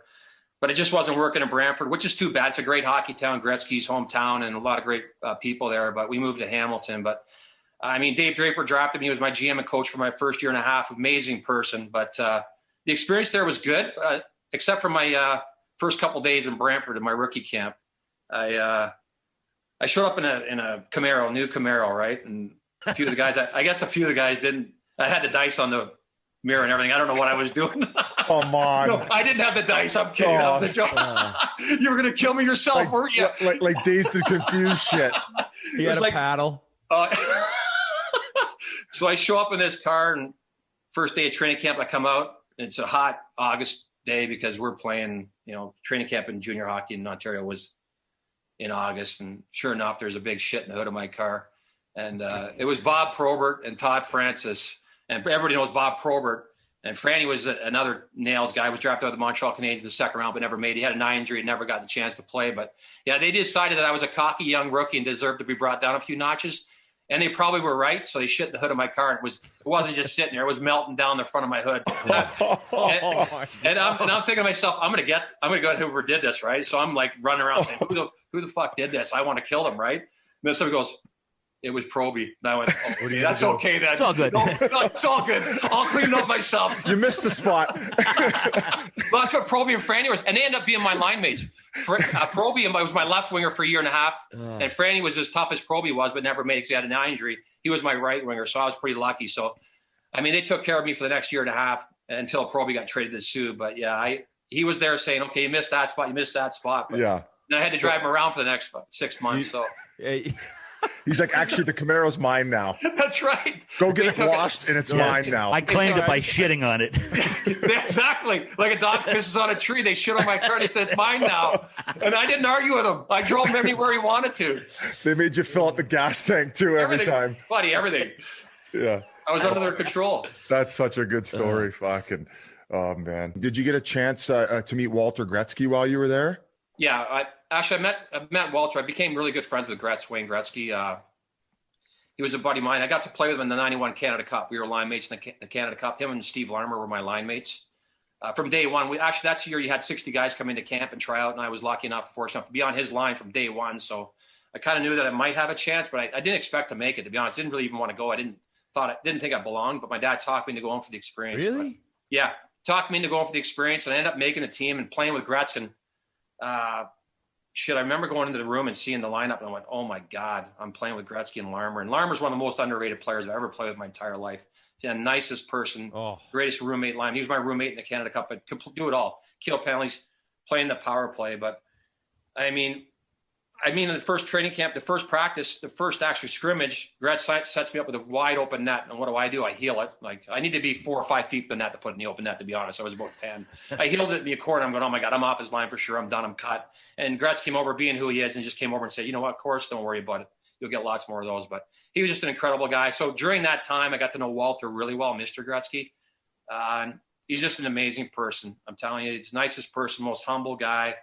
And never said no to a fan for a picture or an autograph. And then I got to spend a lot of time with him after hockey. We used to go down to Gretz's fantasy camp in Vegas, which was actually started in Phoenix, and then it moved to Vegas. And I got to spend a lot of time with him. And it was just, it was an honor for me. And I learned so much and had so much respect for him. It was incredible to spend time with that person. And not to say Vegas wasn't a bad spot to be for 7 days and it all paid for and have some fun with the Gretzky family and the rest of his buddies, right? It was a pretty good time. Bad. So it's funny because you say Steve Larmer, and sometimes if you go on Hockey DB, that Steve Larmer's a name that if you check out his stats, you'll be blown away. You're like, what? Yeah. He did that in the NHL. So like an all-time great that doesn't get talked about much. But you talk about like not wanting to go and like actually not thinking you belong. And nowadays I feel like so many younger players are just programmed to say, like, I'm as confident as I can be. I think I'm as good as anyone else. Whereas maybe a little different back in your time where you're like, dude, I don't know if I have it. Yeah, no, you're right, for sure. I think times have changed, for the good and the bad, I'll be honest. Yeah. I mean, there's some kids that it's okay to be confident. To be cocky, it's not so good. And I think nowadays there's a little bit more cockiness at times that I don't like to see in the game, but that's part of it, and that's the world we live in. For sure, there was a lot of guys that played with a little bit less confidence. And we all know confidence is a big thing in life. You got to be confident or you're not going to be successful either. But you do have your times where you're not confident. And when things are rolling really good and you have all kinds of confidence. So I definitely think that that's part of the game that's changed. And you're right. I think they've programmed that into the kids. And I think being a little bit, sometimes when people are hard on you, I've had coaches who were hard on me through my career and sometimes ruins that. And you don't have the confidence you should have moving on. And we all know we've had coaches where they put you in situations to be successful and coaches put you in situations that you're not successful. So there's so many things that depend on confidence and doing well and being and believing in yourself. And I think that nowadays the kids at times can be a little bit too confident, saying cocky. But I like to see the confidence, and I love to see people that are confident because it's very important, especially for our young kids. I have 4 young kids myself, and I want them to be as confident as possible. Just don't go overboard and be cocky. It's not something that I like. Yeah, I'd say it's a pretty fine line because, you want to have a little confidence in life, but you don't want to be a cocky bastard. I want to go back to Stevie Lama for a second. How many packs of gum did that guy have in his stall? Every time you saw that guy, he was chomping on gum like a madman. Never mind packs of gum, buddy. Packs of cigarettes. I room with him in the Canada Cup. And every morning I get up, it was like a smoke show in there. He'd be having a cigarette and coffee in 91 Canada Cup. And I called my parents and I said, Mom, Dad, you got to come down to Toronto and get a room at the Westin here. I can't stay in this room with Larms, but he chewed more gum than any human being I've ever seen, and more. Other than Guy Lafleur, he smoked more cigarettes than anybody I've ever seen. And play the way he played was incredible because he's, like I said, and Whit said it, man. The guy's numbers are amazing, but he wasn't just an offensive player. He played defensively. He did it all. He killed penalties, played in the power play, and you know what? There's tough. And he was tough. He was tough on the puck. He didn't have to fight and drop his gloves. There was other guys who could do that for him on his teams. But he was strong on the puck, tough in the corners, tough in the front of the net, and just an incredible human being. But, yeah, they put at least 2 or 3 packs of gum in his stall between every intermission for sure. It was crazy. And the cigarettes, trust me. I was in the room. I couldn't even see. You could cut it with razor blades. There was so much smoke in there. God, those were the days. We were going to go back to the OHL for a second. We were told that you had a little brawl on the side of the road during your OHL career. Do you want to fill us in on the that? Hammer. The Hammer. There's a lot of grease balls in the Hammer. I'm not surprised you ended up getting one on the side of the road. Let me tell you, I know where you're from, Busy. I mean, I love playing in Hamilton, and I love old school. I mean, I grew up in a small town, Barrie. It was 27,000 people when I left. It's 125 now, but I mean, I could tell you all kinds of brawl stories with my family and the Lawson family in my hometown. But yeah, this one was pretty crazy. I mean, again, we were driving in my car with Todd Francis, the right winger, Franny, we called him, was driving the car. And Gary McColgan was in the car with us. He was in the back seat. We called him Cheesy. He was a goal scorer, never made it. But we were driving along, and all of a sudden somebody's giving us the high beams, blah, blah, blah, boom, boom, boom. Honking the horn on us, pulls up beside us, giving us the finger. And we're looking at this guy. There's one guy in a car, and we're thinking, what's this guy doing, man? So the guy's telling him to pull over. So we pull over. Wrong door. We're thinking, this is great. Like, there's 3 of us. There's one of him. So we pull over. He pulls it. We pull into a parking plaza. I'll never forget it. We pull in. I jump out. Franny jumps out. And Gary McColgan just sits in the back seat, just sits there. And he's kind of watching, right? And I'm thinking, okay, what's he doing? Whatever. There's 2 of us still. We got this guy. And he wasn't a big guy, but he was thick as anything. And I'm thinking, oh, my God, okay. So I kind of square off with him first, and we're going out, and I'm hitting him with everything I got. And he's just looking at me like, what do you got? Is this all you got? And then he's looking around, and all of a sudden I said, Franny, get in here. I'm getting excited. I kicked him right in the balls, and he doesn't even fucking budge. It's like, oh my God, he's got steel balls too, right? Like, holy shit, what's happening here? Like this guy, I'm looking at Franny, like thinking, Franny, get in here with me, help me out, right? So Franny gives him everything he's got, nails him. The guy just turns, looks at him, and goes, when I'm done with him, I'm going to kill you. And then all of a sudden I see Cheesy. I look over at him, thinking, Cheesy, get out of the car. He puts his window down about 3 inches and looks at me and goes, hey, boys, you need any help out there? Puts the window back up. The goal scorer. Puts the window back up, the goal scorer, right? Puts the window back up. And after Franny drills the guy starts chasing Franny, and Franny's running around the car. And I look at Franny, I'm yelling at Franny, let's get in the fucking car and get out of here. So we jump in the car and we're gone. We take off. We said, enough with this guy. We had given him everything we had. And it didn't even put him on the ground. He was going to. Who was this guy? Oh my! So we jump in the car. We jump in the car. We're flying. Franny's flying. We're terrified, right? We're thinking, who is this guy? So we're flying in the car, and there's the 401. It's a big highway up here in Toronto. And all of a sudden, Cheesy yells up and goes, "Holy fuck! Since when did the 401 have stoplights?" So we were so scared. We were flying through the stoplights, all the red lights.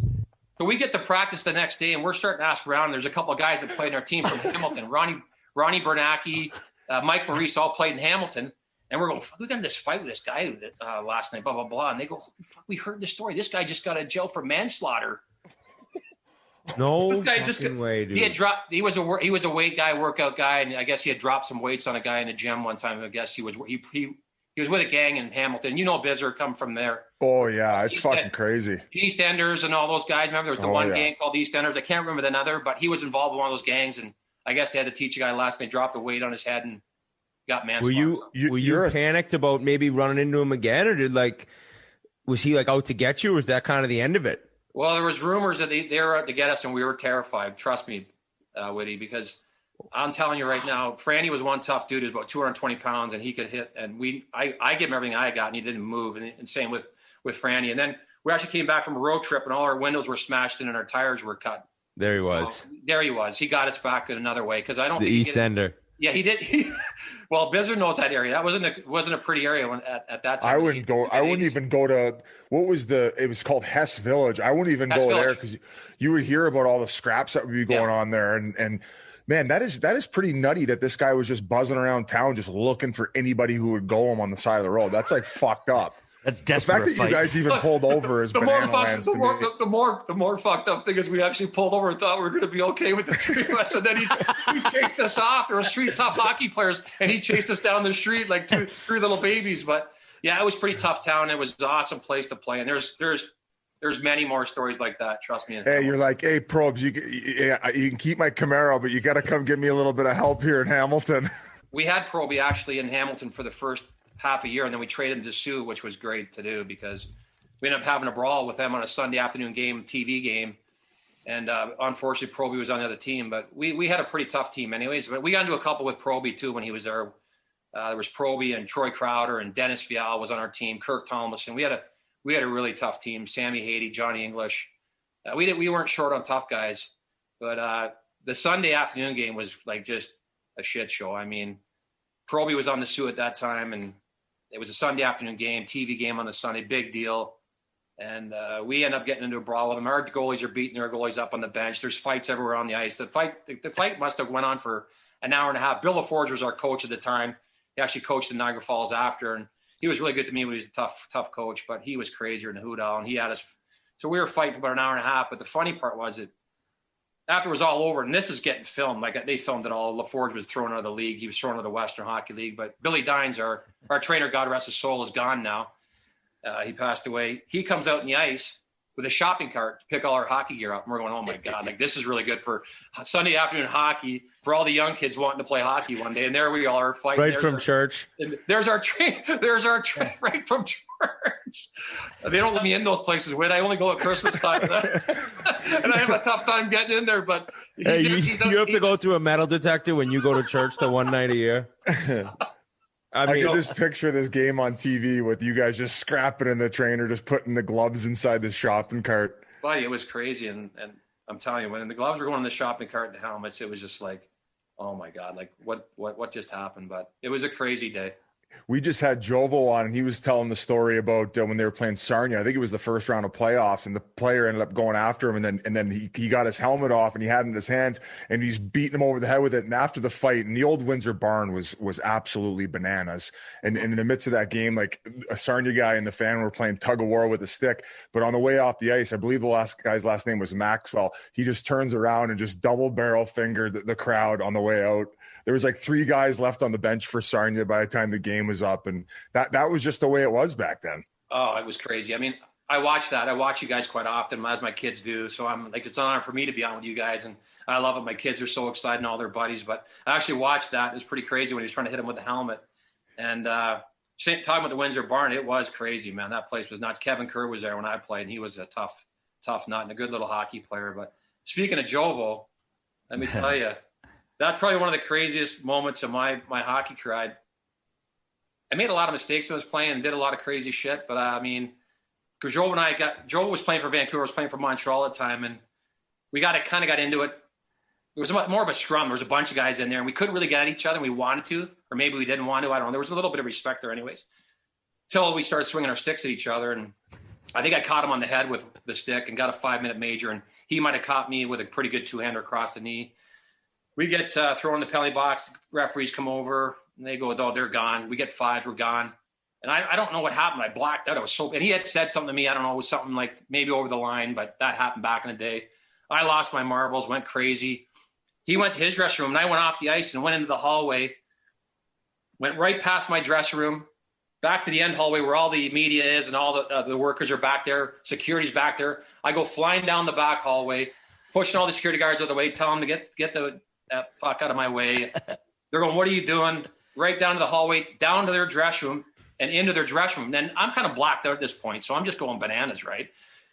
And so Todd Bertuzzi's hurt. He's in the dressing room when I get there. And a trainer that played was our stick boy in Hamilton was the trainer, Bernstein, for the Vancouver Canucks. So I get into the room. I'm yelling and screaming. I want to fight. I'm in Vancouver's dressing room. When I first came to be honest, boys, I looked down. I'm standing on the Vancouver Canucks emblem in their dressing room when I came to because I had blacked out. Oh, it was in their building. It was in their building. So it was in the Vancouver building. Oh, I thought you were at the home team.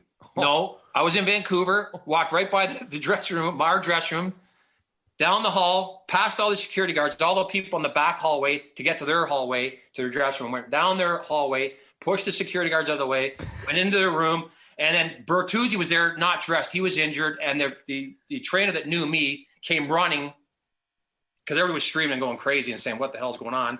And I'm in there yelling at Jovo, trying to fight him, and Todd goes, "Enough's enough," and Bernstein gets in, he's going on. And that's what I came to, and I was standing on the emblem, and I remember going, "What the fuck am I doing?" And then I had my helmet in my hand. I didn't know what to do with it. I was kind of like, "What the hell am I going to do?" So I threw my helmet at Jovo and then turned around and left and went back in my own room.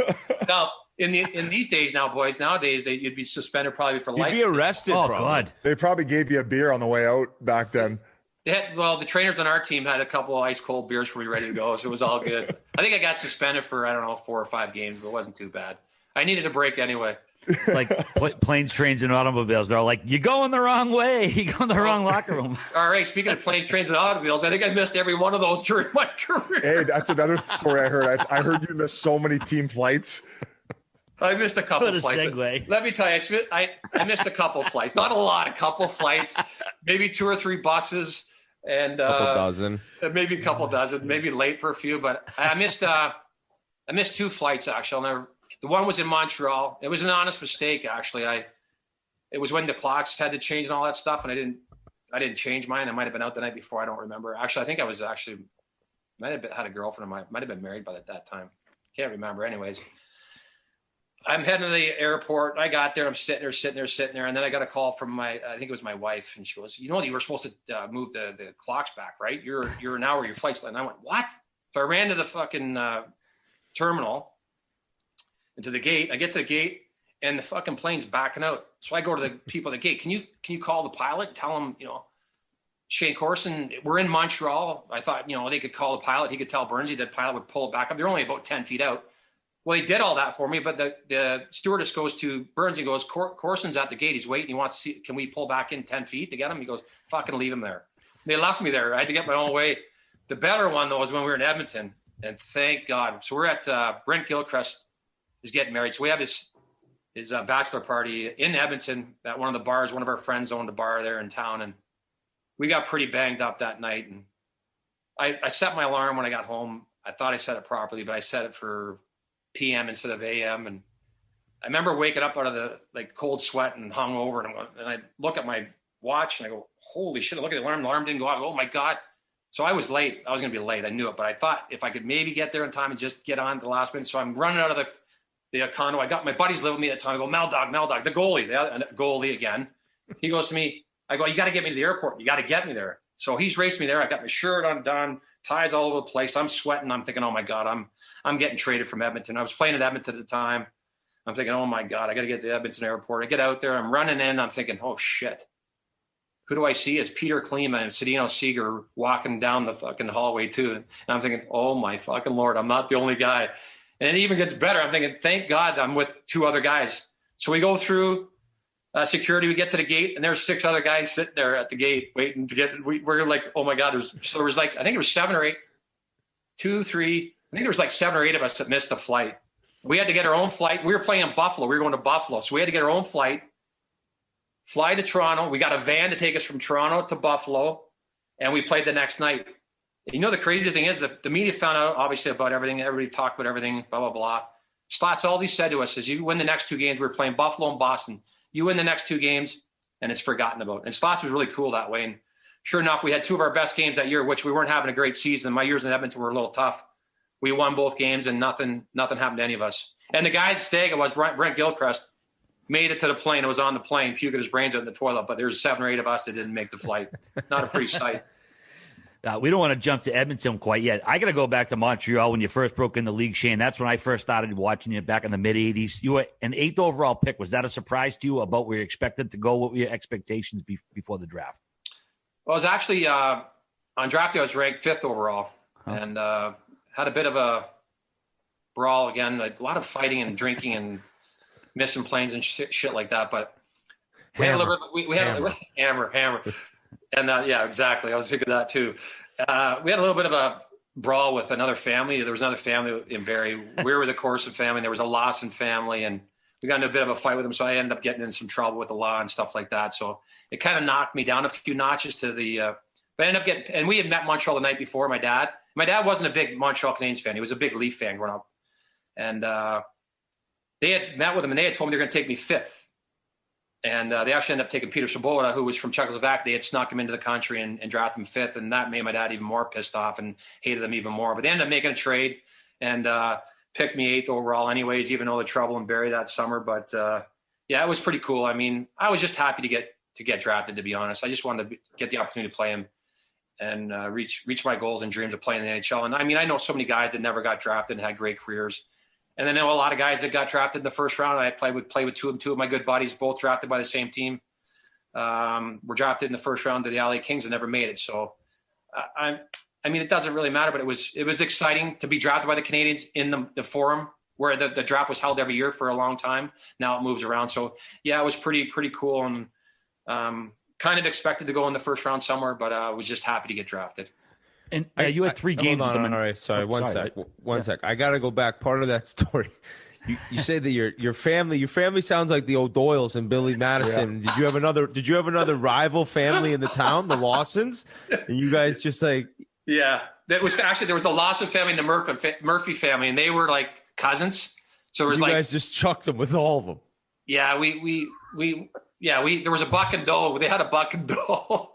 What's that, stag? Yeah, they have a stag and a bachelorette together, right? Yeah. So they had it out at an old farm, and my sister dated one of the guys in the past, and she ended up dating this guy, Roger Belanger, who was a first-round pick of the Pittsburgh Penguins. From Welland. Yeah, from Welland, Ontario. I became good friends with me, dated my sister, and they had this big plan to get us they invited us to this big party, and they had a plan to get us, and they jumped, bam, bam, we called him Roger Belanger down the washroom, and next thing you know, the shit hit the fan. My dad was down there trying to break it up, and they gave him a smack, and there was only 5 or 6 of us, a ton of us. So there was game on. We got into it at the farm, and they got the better of us probably. I mean, my dad's ear was half ripped off. My nose was broken. Bam Bam went to the hospital with a broken jaw. But we left there. We got out. We fought our way out of there somehow, and where they were like chased us out of there. And we got out of there and got in the car, and went back to the family restaurant. Going back to the restaurant where everything happened and all the thinking went on. We got back there, and my dad said, "Fuck this!" And he called his two brothers. I had two uncles, Ivor and Peter, and they were two big, tough dudes. And he called them, and he said, "We're fucking going back." So they came over to the restaurant. We went back, and we got the better of them on the second half. Holy shit! On the second half of the fight, we got the better of them. So they were the loss in the Murphy family. They were well known around town too. They were from the area. They weren't right from Barrie. They were a small town just outside of Barrie. But so that kind of left a bit of a stain on some of the teams, I guess, in the NHL. But it was whoever didn't pick you, family. Everyone should have wanted you the way you played. It's like Corson rules. That's my new saying for you. That was your family. Crushing the whole fucking town. Sons of Anarchy over here. Just cruising around on the Harleys. That's another whole story, boys. We won't get into that one though. Hey, you want to fight in rough and rowdy or what? Jesus Christ. No. I mean, you know what? You know how it is, Biz. Oh yeah. And everybody, we know how it is. You mean family's family. You do and stick up for your family no matter what. And, absolutely. I mean, I'll be honest. Something my dad taught me from a young kid, even being on the ice, and don't start anything. Try not to start fights. It's not cool. Or be the guy that finishes them and is the quiet guy. And my family were usually pretty good at that. But I mean, I know there's a lot of fight stories, and it's a different world nowadays. Back in the day, you could get away with doing that stuff, and it would be a fist fight. And you might get a bloody nose, but it's changed. Now there's knives and guns and shit like that, and it's just not even worth it. I tell my boy, just go out and have a fun time. Somebody starts some shit and wants to be an asshole, just leave. Go somewhere else with your buddies. It's not worth it. 10 years later, it don't matter, Shane. No, you know what I mean? don't matter shit now. And back then it was fun, and it was all fun and games, and they were the same type of people we were. They were good people. It was just two families that, didn't want to shit on each other's Have you guys been able to bury the hatchet since? You know what? We tried it, but then one of them stabbed the other one with the hatchet. When they tried. That's when the knives and guns came out. No, we don't do that stuff. You know what? I've ran into them in the past, and it's under water under the bridge, man. It happened when we were all younger. I mean, I was 17 years old when it happened with me, and like I said, it's changed. The world's changed, and I've changed a lot. And I just love going out and having fun and hanging with my buddies and telling stories and stuff like this and doing things like this. That's why I enjoy these types of things, especially this one's one of the best. But we've ran at each other, and we get a good laugh about it. They went on with their lives. They have kids now and families too, and we all know that things have changed, and it was just a different world back then. Oh, well, that's we had good. a few scraps of the drive-in too, which was pretty fun. Outsider style. I was saying you had the 3 games with Montreal late in the '86 season. Now, were the Black Aces a thing back then? Were you a Black Ace? How did that all play out during the playoffs for you, Shane?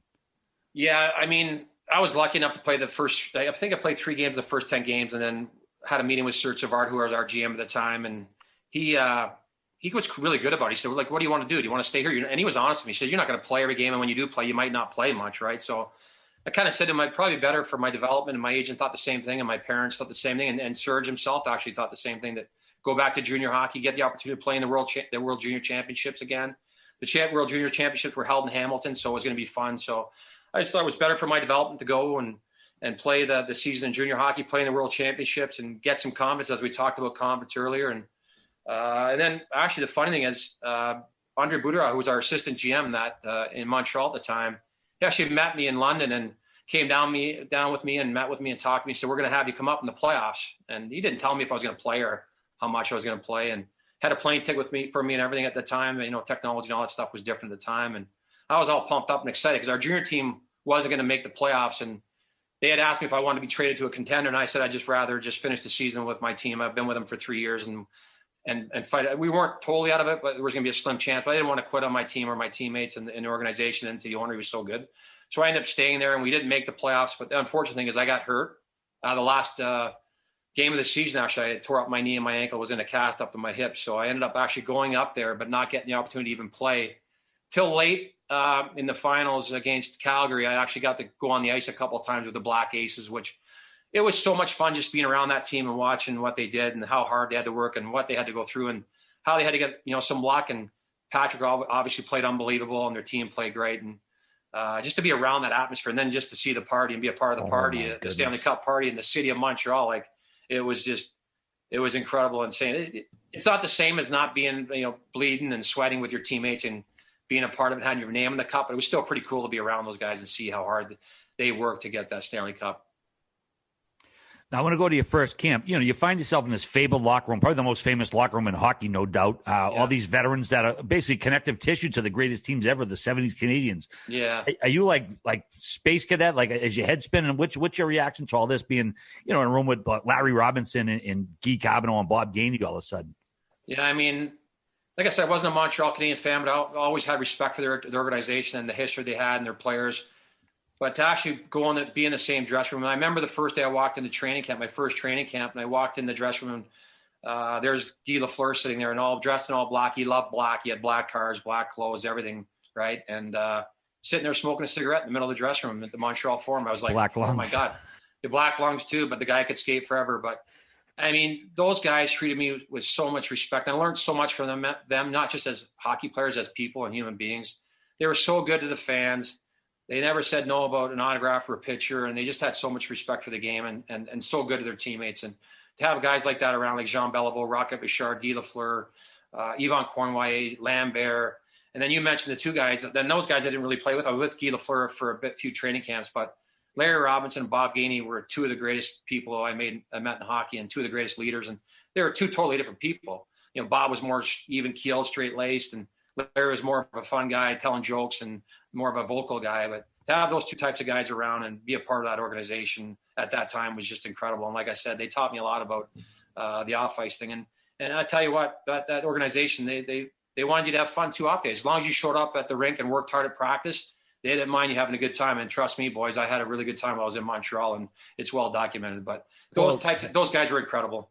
Well, you bring that up, and I can't imagine like you go from Hamilton, and you know you don't have a ton of money, and you're playing junior hockey, and all of a sudden you're in Montreal Canadiens, where you can't go anywhere in the town. Good looking guy, you're crushing it. Like, I can't imagine how hard it was to really reel yourself in. No, seriously, you're a young kid. It's like, I don't know, like. But you're so right, man. I appreciate that, because that's what people don't understand, man. I came from Barrie. When I left Barrie, it was, like I said, 27,000 people. I didn't have a lot of money. My parents didn't have a lot of money. They were great to us, and they did what they could for us. But, you know, all of a sudden I'm making like $100,000, which is a lot of money. My parents never made that, even close to that. And in a city like Montreal, I'm being a young guy, and we had a lot of young guys in the team too. There was a lot of guys that came in at that time. There was, you know, Chelios was there, and Momasso and Richer and Courtnall and Jyrki Lumme and Mike Keane and Brent Gilchrist. And I mean, there's so many guys, great guys. So we had so much fun, but it was hard. I mean, I'd find myself sitting in my apartment. I'm going like, every night you had somewhere to go in Montreal. There was, you know, L'Action on Sunday night. There was Bourbon Street on Monday night. I could name them all. Sir Winston Churchill's any night of the week. Thursdays, you know them all. Stanley Street, the Chez Paris, you know. Chez Paris, Monday through Friday. That's Saturday, Sunday. Every day, free buffet, man. I was at the free buffet I hate to say it, every day. It was free, so I went there, right? But it was so hard. Like, you'd find yourself sitting there as a young guy and nothing else to do, and you get bored. And they weren't playing breakfast. That's right. They were free. The buffets were free. That's why I went there. Yeah, sure. Yeah, we know. We know the lap dances weren't. Okay, you got me. More than 400. Hey, I was there at. Hey, boys, I got to tell you one this bizarre. Oh, go ahead. This is going back. I got to tell you this story, boys. I mean, it's brutal, but I did it. I got my check from the Montreal Canadiens, and I took it and cashed that Chez Paris. Can you imagine that? I went up to the bartender. I had to sign it off, and I think I had to give them a percentage, and I cashed my check.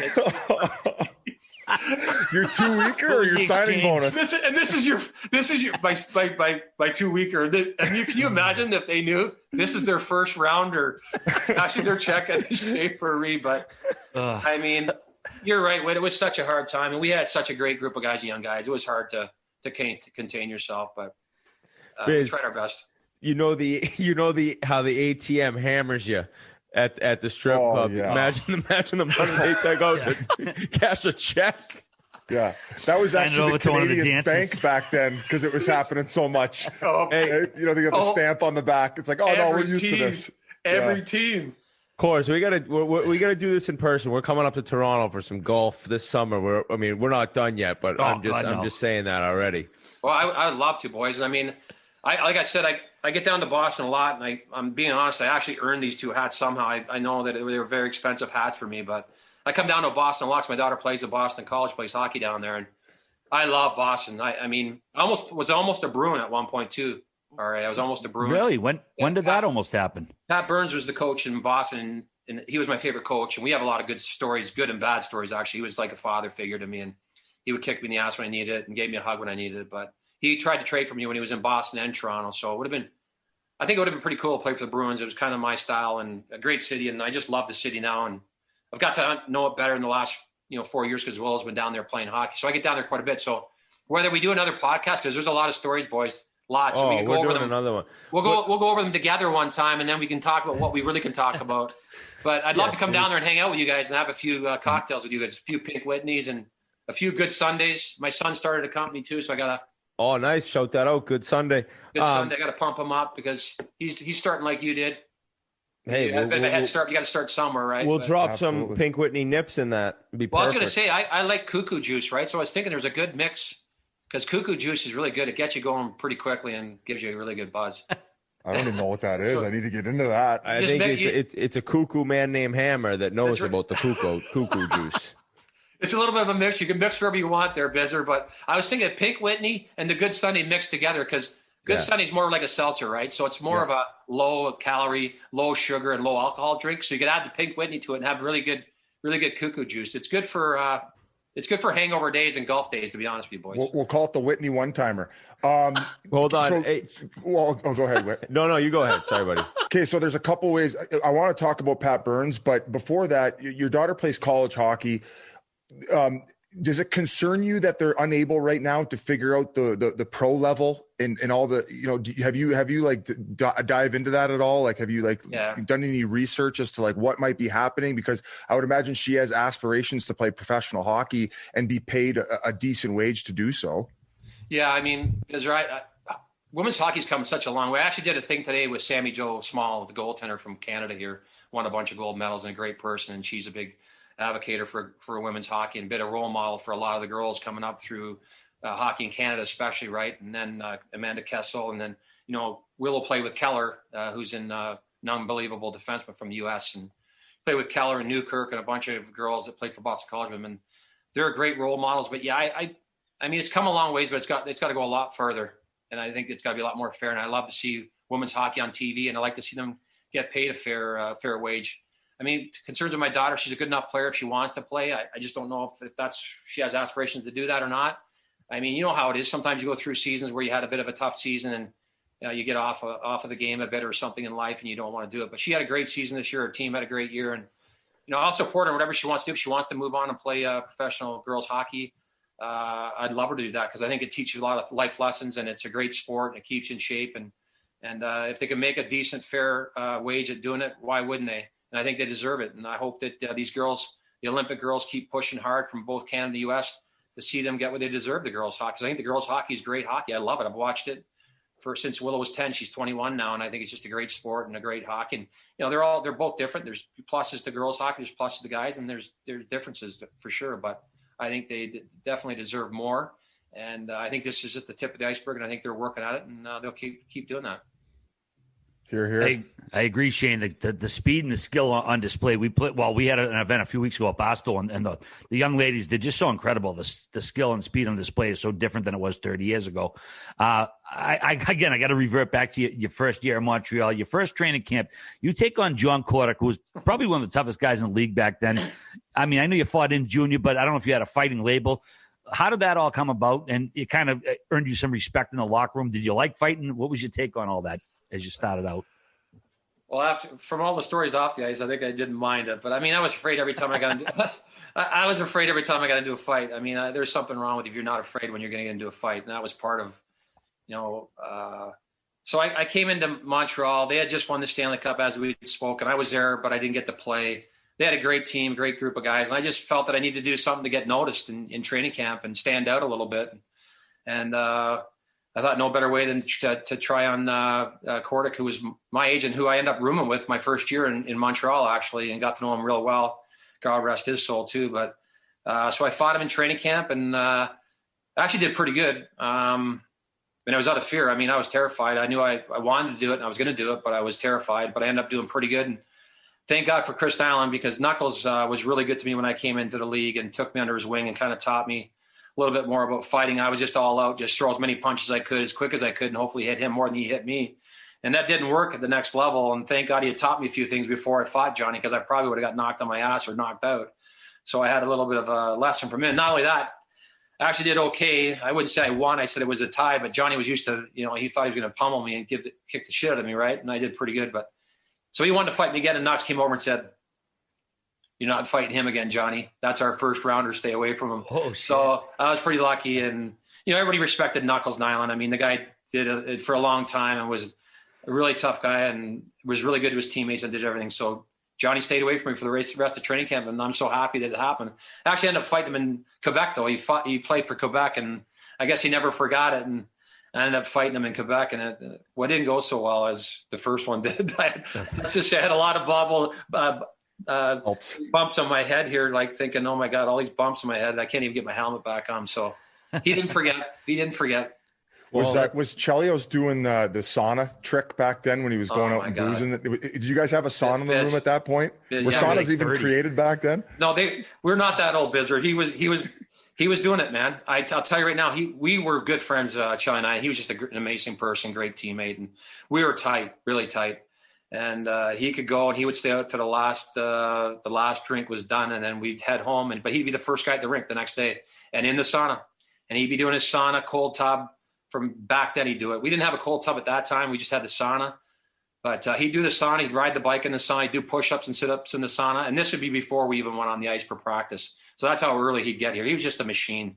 The guy's a machine on and off the ice, and one of my closest friends off the ice, and just an incredible dude. So but he's got even better. I'll tell you what, with Chelly, though, he's a good swimmer, right? Him and Suter are really good swimmers. I'll never forget the night we're at Sir Winston Churchill's. And it's the first time I ever seen him swim the bar, but he jumps up on the bar and swims down the bar and knocking everybody's drinks and glasses all over him. Oh my God. And then there's Suter right behind him doing the same thing. They were college buddies, I guess. They were good friends, but two beauticians and just great teammates. Just to get the morale high, just all of a sudden, like you hear all the glass breaking, these guys are swimming across the bar. I'm just thinking, oh my God, here we go. There's going to be another, we're going to be out of this place real quick. And they just left him. They let him do his thing. He had been there already, and I'm sure he'd done it before in front of them, and they just let him do what he wanted to do. He was like a god in Montreal. He was like a legend in Montreal. They loved him. So he was allowed to do pretty much anything he wanted to do back in the day. Things have changed now with telephones and all this stuff. You can't do the things we did back in the day. Not a chance. And I feel bad for the guys. They don't have nearly as much fun as us. That's for sure. Oh God, no! I wouldn't trade all I know is when I had an older player in your generation tell me that with the no cell phones, you just got home from the bar and you checked and you just prayed that red light was blinking, that you had a message. Like, that's old school. That's how you can have fun. But I think the summer of '92, you get traded from Montreal to Edmonton, and for Vincent Damphousse. Yeah. Now, as a guy who got traded mid-season of a team who won the Stanley Cup in Pittsburgh, shout out Chris Kunitz, did you have any chance when you got dealt that they would have had a chance to go on and win the Cup that next year? I mean, I would never count the Canadians out, especially with Patrick Waugh, right? Patty Waugh was just incredible. He could win a championship all on his own. He was that good. And he just seemed to play even better in the playoffs. And the Bruins fans have seen him for many years. He could win hockey games on his own. So I never counted them out. But no, I didn't. I wasn't sure that they were that good enough to win, but I knew they were good. But with Patty, like I said, we never count them out. And I mean, getting traded was, like I said, I can't watch I've never won a Stanley Cup, so I can't watch guys carry the Stanley Cup around after the game. Like, I just turn the TV off after the game's over right away. I don't want to watch that. And I mean, I'm happy for all of them. And I'm even happy for Vinny Damphousse. I mean, he played his whole life wanting to win that Stanley Cup and worked hard. And he's a great player. And I actually ended up playing with Vinny when I went back to Montreal, my second stint. He's just a super guy, a good teammate. So I'm happy as can be for him that he won the Cup. But it was definitely really hard on me watching them carry the Cup around. But at the same time, super happy for the organization, super happy for all those guys in that team, because I played for a lot of them. And they deserve it. They worked hard, and they were the best team that year. And what an interesting spot. You're in Edmonton, and the difference being, I mean, this is post-dynasty. Everyone's pretty much moved on. You said, I think Tikkanen was there. Yeah. It must have been hard coming from such a winning culture to go into a place that all of a sudden overnight just was so different than the prior 10 years. Yeah, it was. But it was a different chapter in my life. I mean, I like you said, with being in Montreal for the first 6 years, we had a chance to go deep in the playoffs every year. And we did most of the years, other than the 1 year. I think we lost to Boston. I think that's where all the changes started happening. We lost to Boston, I think 4-1 my second last year there, I think, if I'm not mistaken. Yeah, 88. That was when they finally beat the Jinx. Nearly owned. One of the years. I was at that game. I was at Ray Bork scored in the clincher. Yeah, so things start changing then. But I mean, going to Edmonton, it was a different job. You're right. The dynasty was gone. We were a pretty young team. We weren't winning a lot. It was tough. I mean, we all love to win. I mean, it's not always all about, well, yeah, it is. It's always about winning. Let's be honest. But we had a great group of guys there, and it was just I learned a lot from those guys there. And my experience there, I loved Edmonton, like the city itself. I just enjoyed it because they love their old school, hardworking, blue collar people that love guys that come and play the game the way I played it. So I was treated really fairly and really well there. But it was a tough time in my career, and ended up signing as a restricted free agent in St. Louis after that. But definitely a big change going from Montreal to Edmonton. But I did still really enjoy it. I made some great friends there too.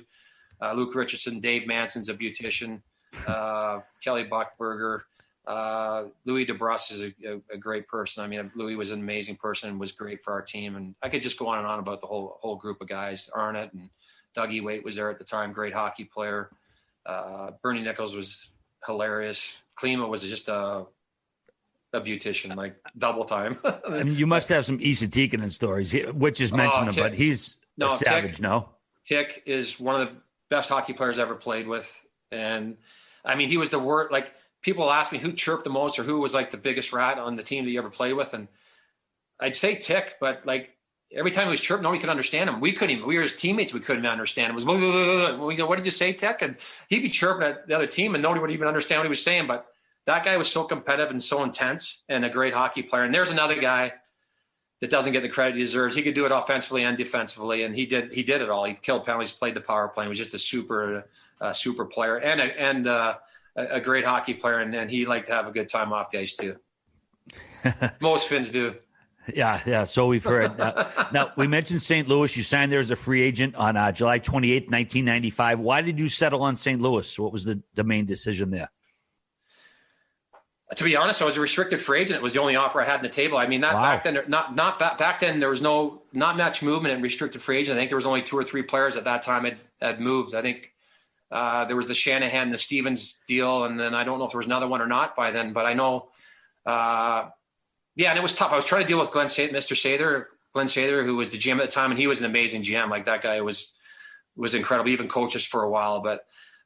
He didn't want to give me the money, and I actually gave him the opportunity to match it in Canadian dollars because back then we were paid in Canadian dollars in Canada, and then when you went to the States, you got U.S. dollars. And I liked it so much in Edmonton. I said, I'll play for what they offered me in U.S. dollars for Canadian dollars, and he didn't want to do it. He had a number in his head, and you talk to anybody from Edmonton, he's a tough negotiator, and he wouldn't give in. And then when I signed with him, he called me and goes, I treated you like a son, and he was pissed off at me. But, I mean, I had to do what was best for me, and I knew that St. Louis had a really good team too. At that point, they had some really good key players, and I had played for Keenan before in the Canada Cup in '91, and I knew that he liked the style of play I played, and I knew I'd get the opportunity to play in good situations and get to play with good players. So, quite honestly, as a restricted free agent, it was really the only other offer I had on the table, and I jumped on it. And I think just for our younger listeners, back then the compensation was so much different. Like you signed with St. Louis, and as a result of that, the Edmonton Oilers were awarded Curtis Joseph. Yeah, as a result of that signing. Same thing when the Blues signed. Was it Kevin Stevens, and then Shanahan went to the Devils. So it was such a crazy system back then. But then you ended up getting the captaincy. But that must have been a little awkward because Brett Hull had it before you. Yeah, well, going back to the other stuff there, it used to be you could either get pickups like first round picks or second round picks, or like put them together a package. But they ended up giving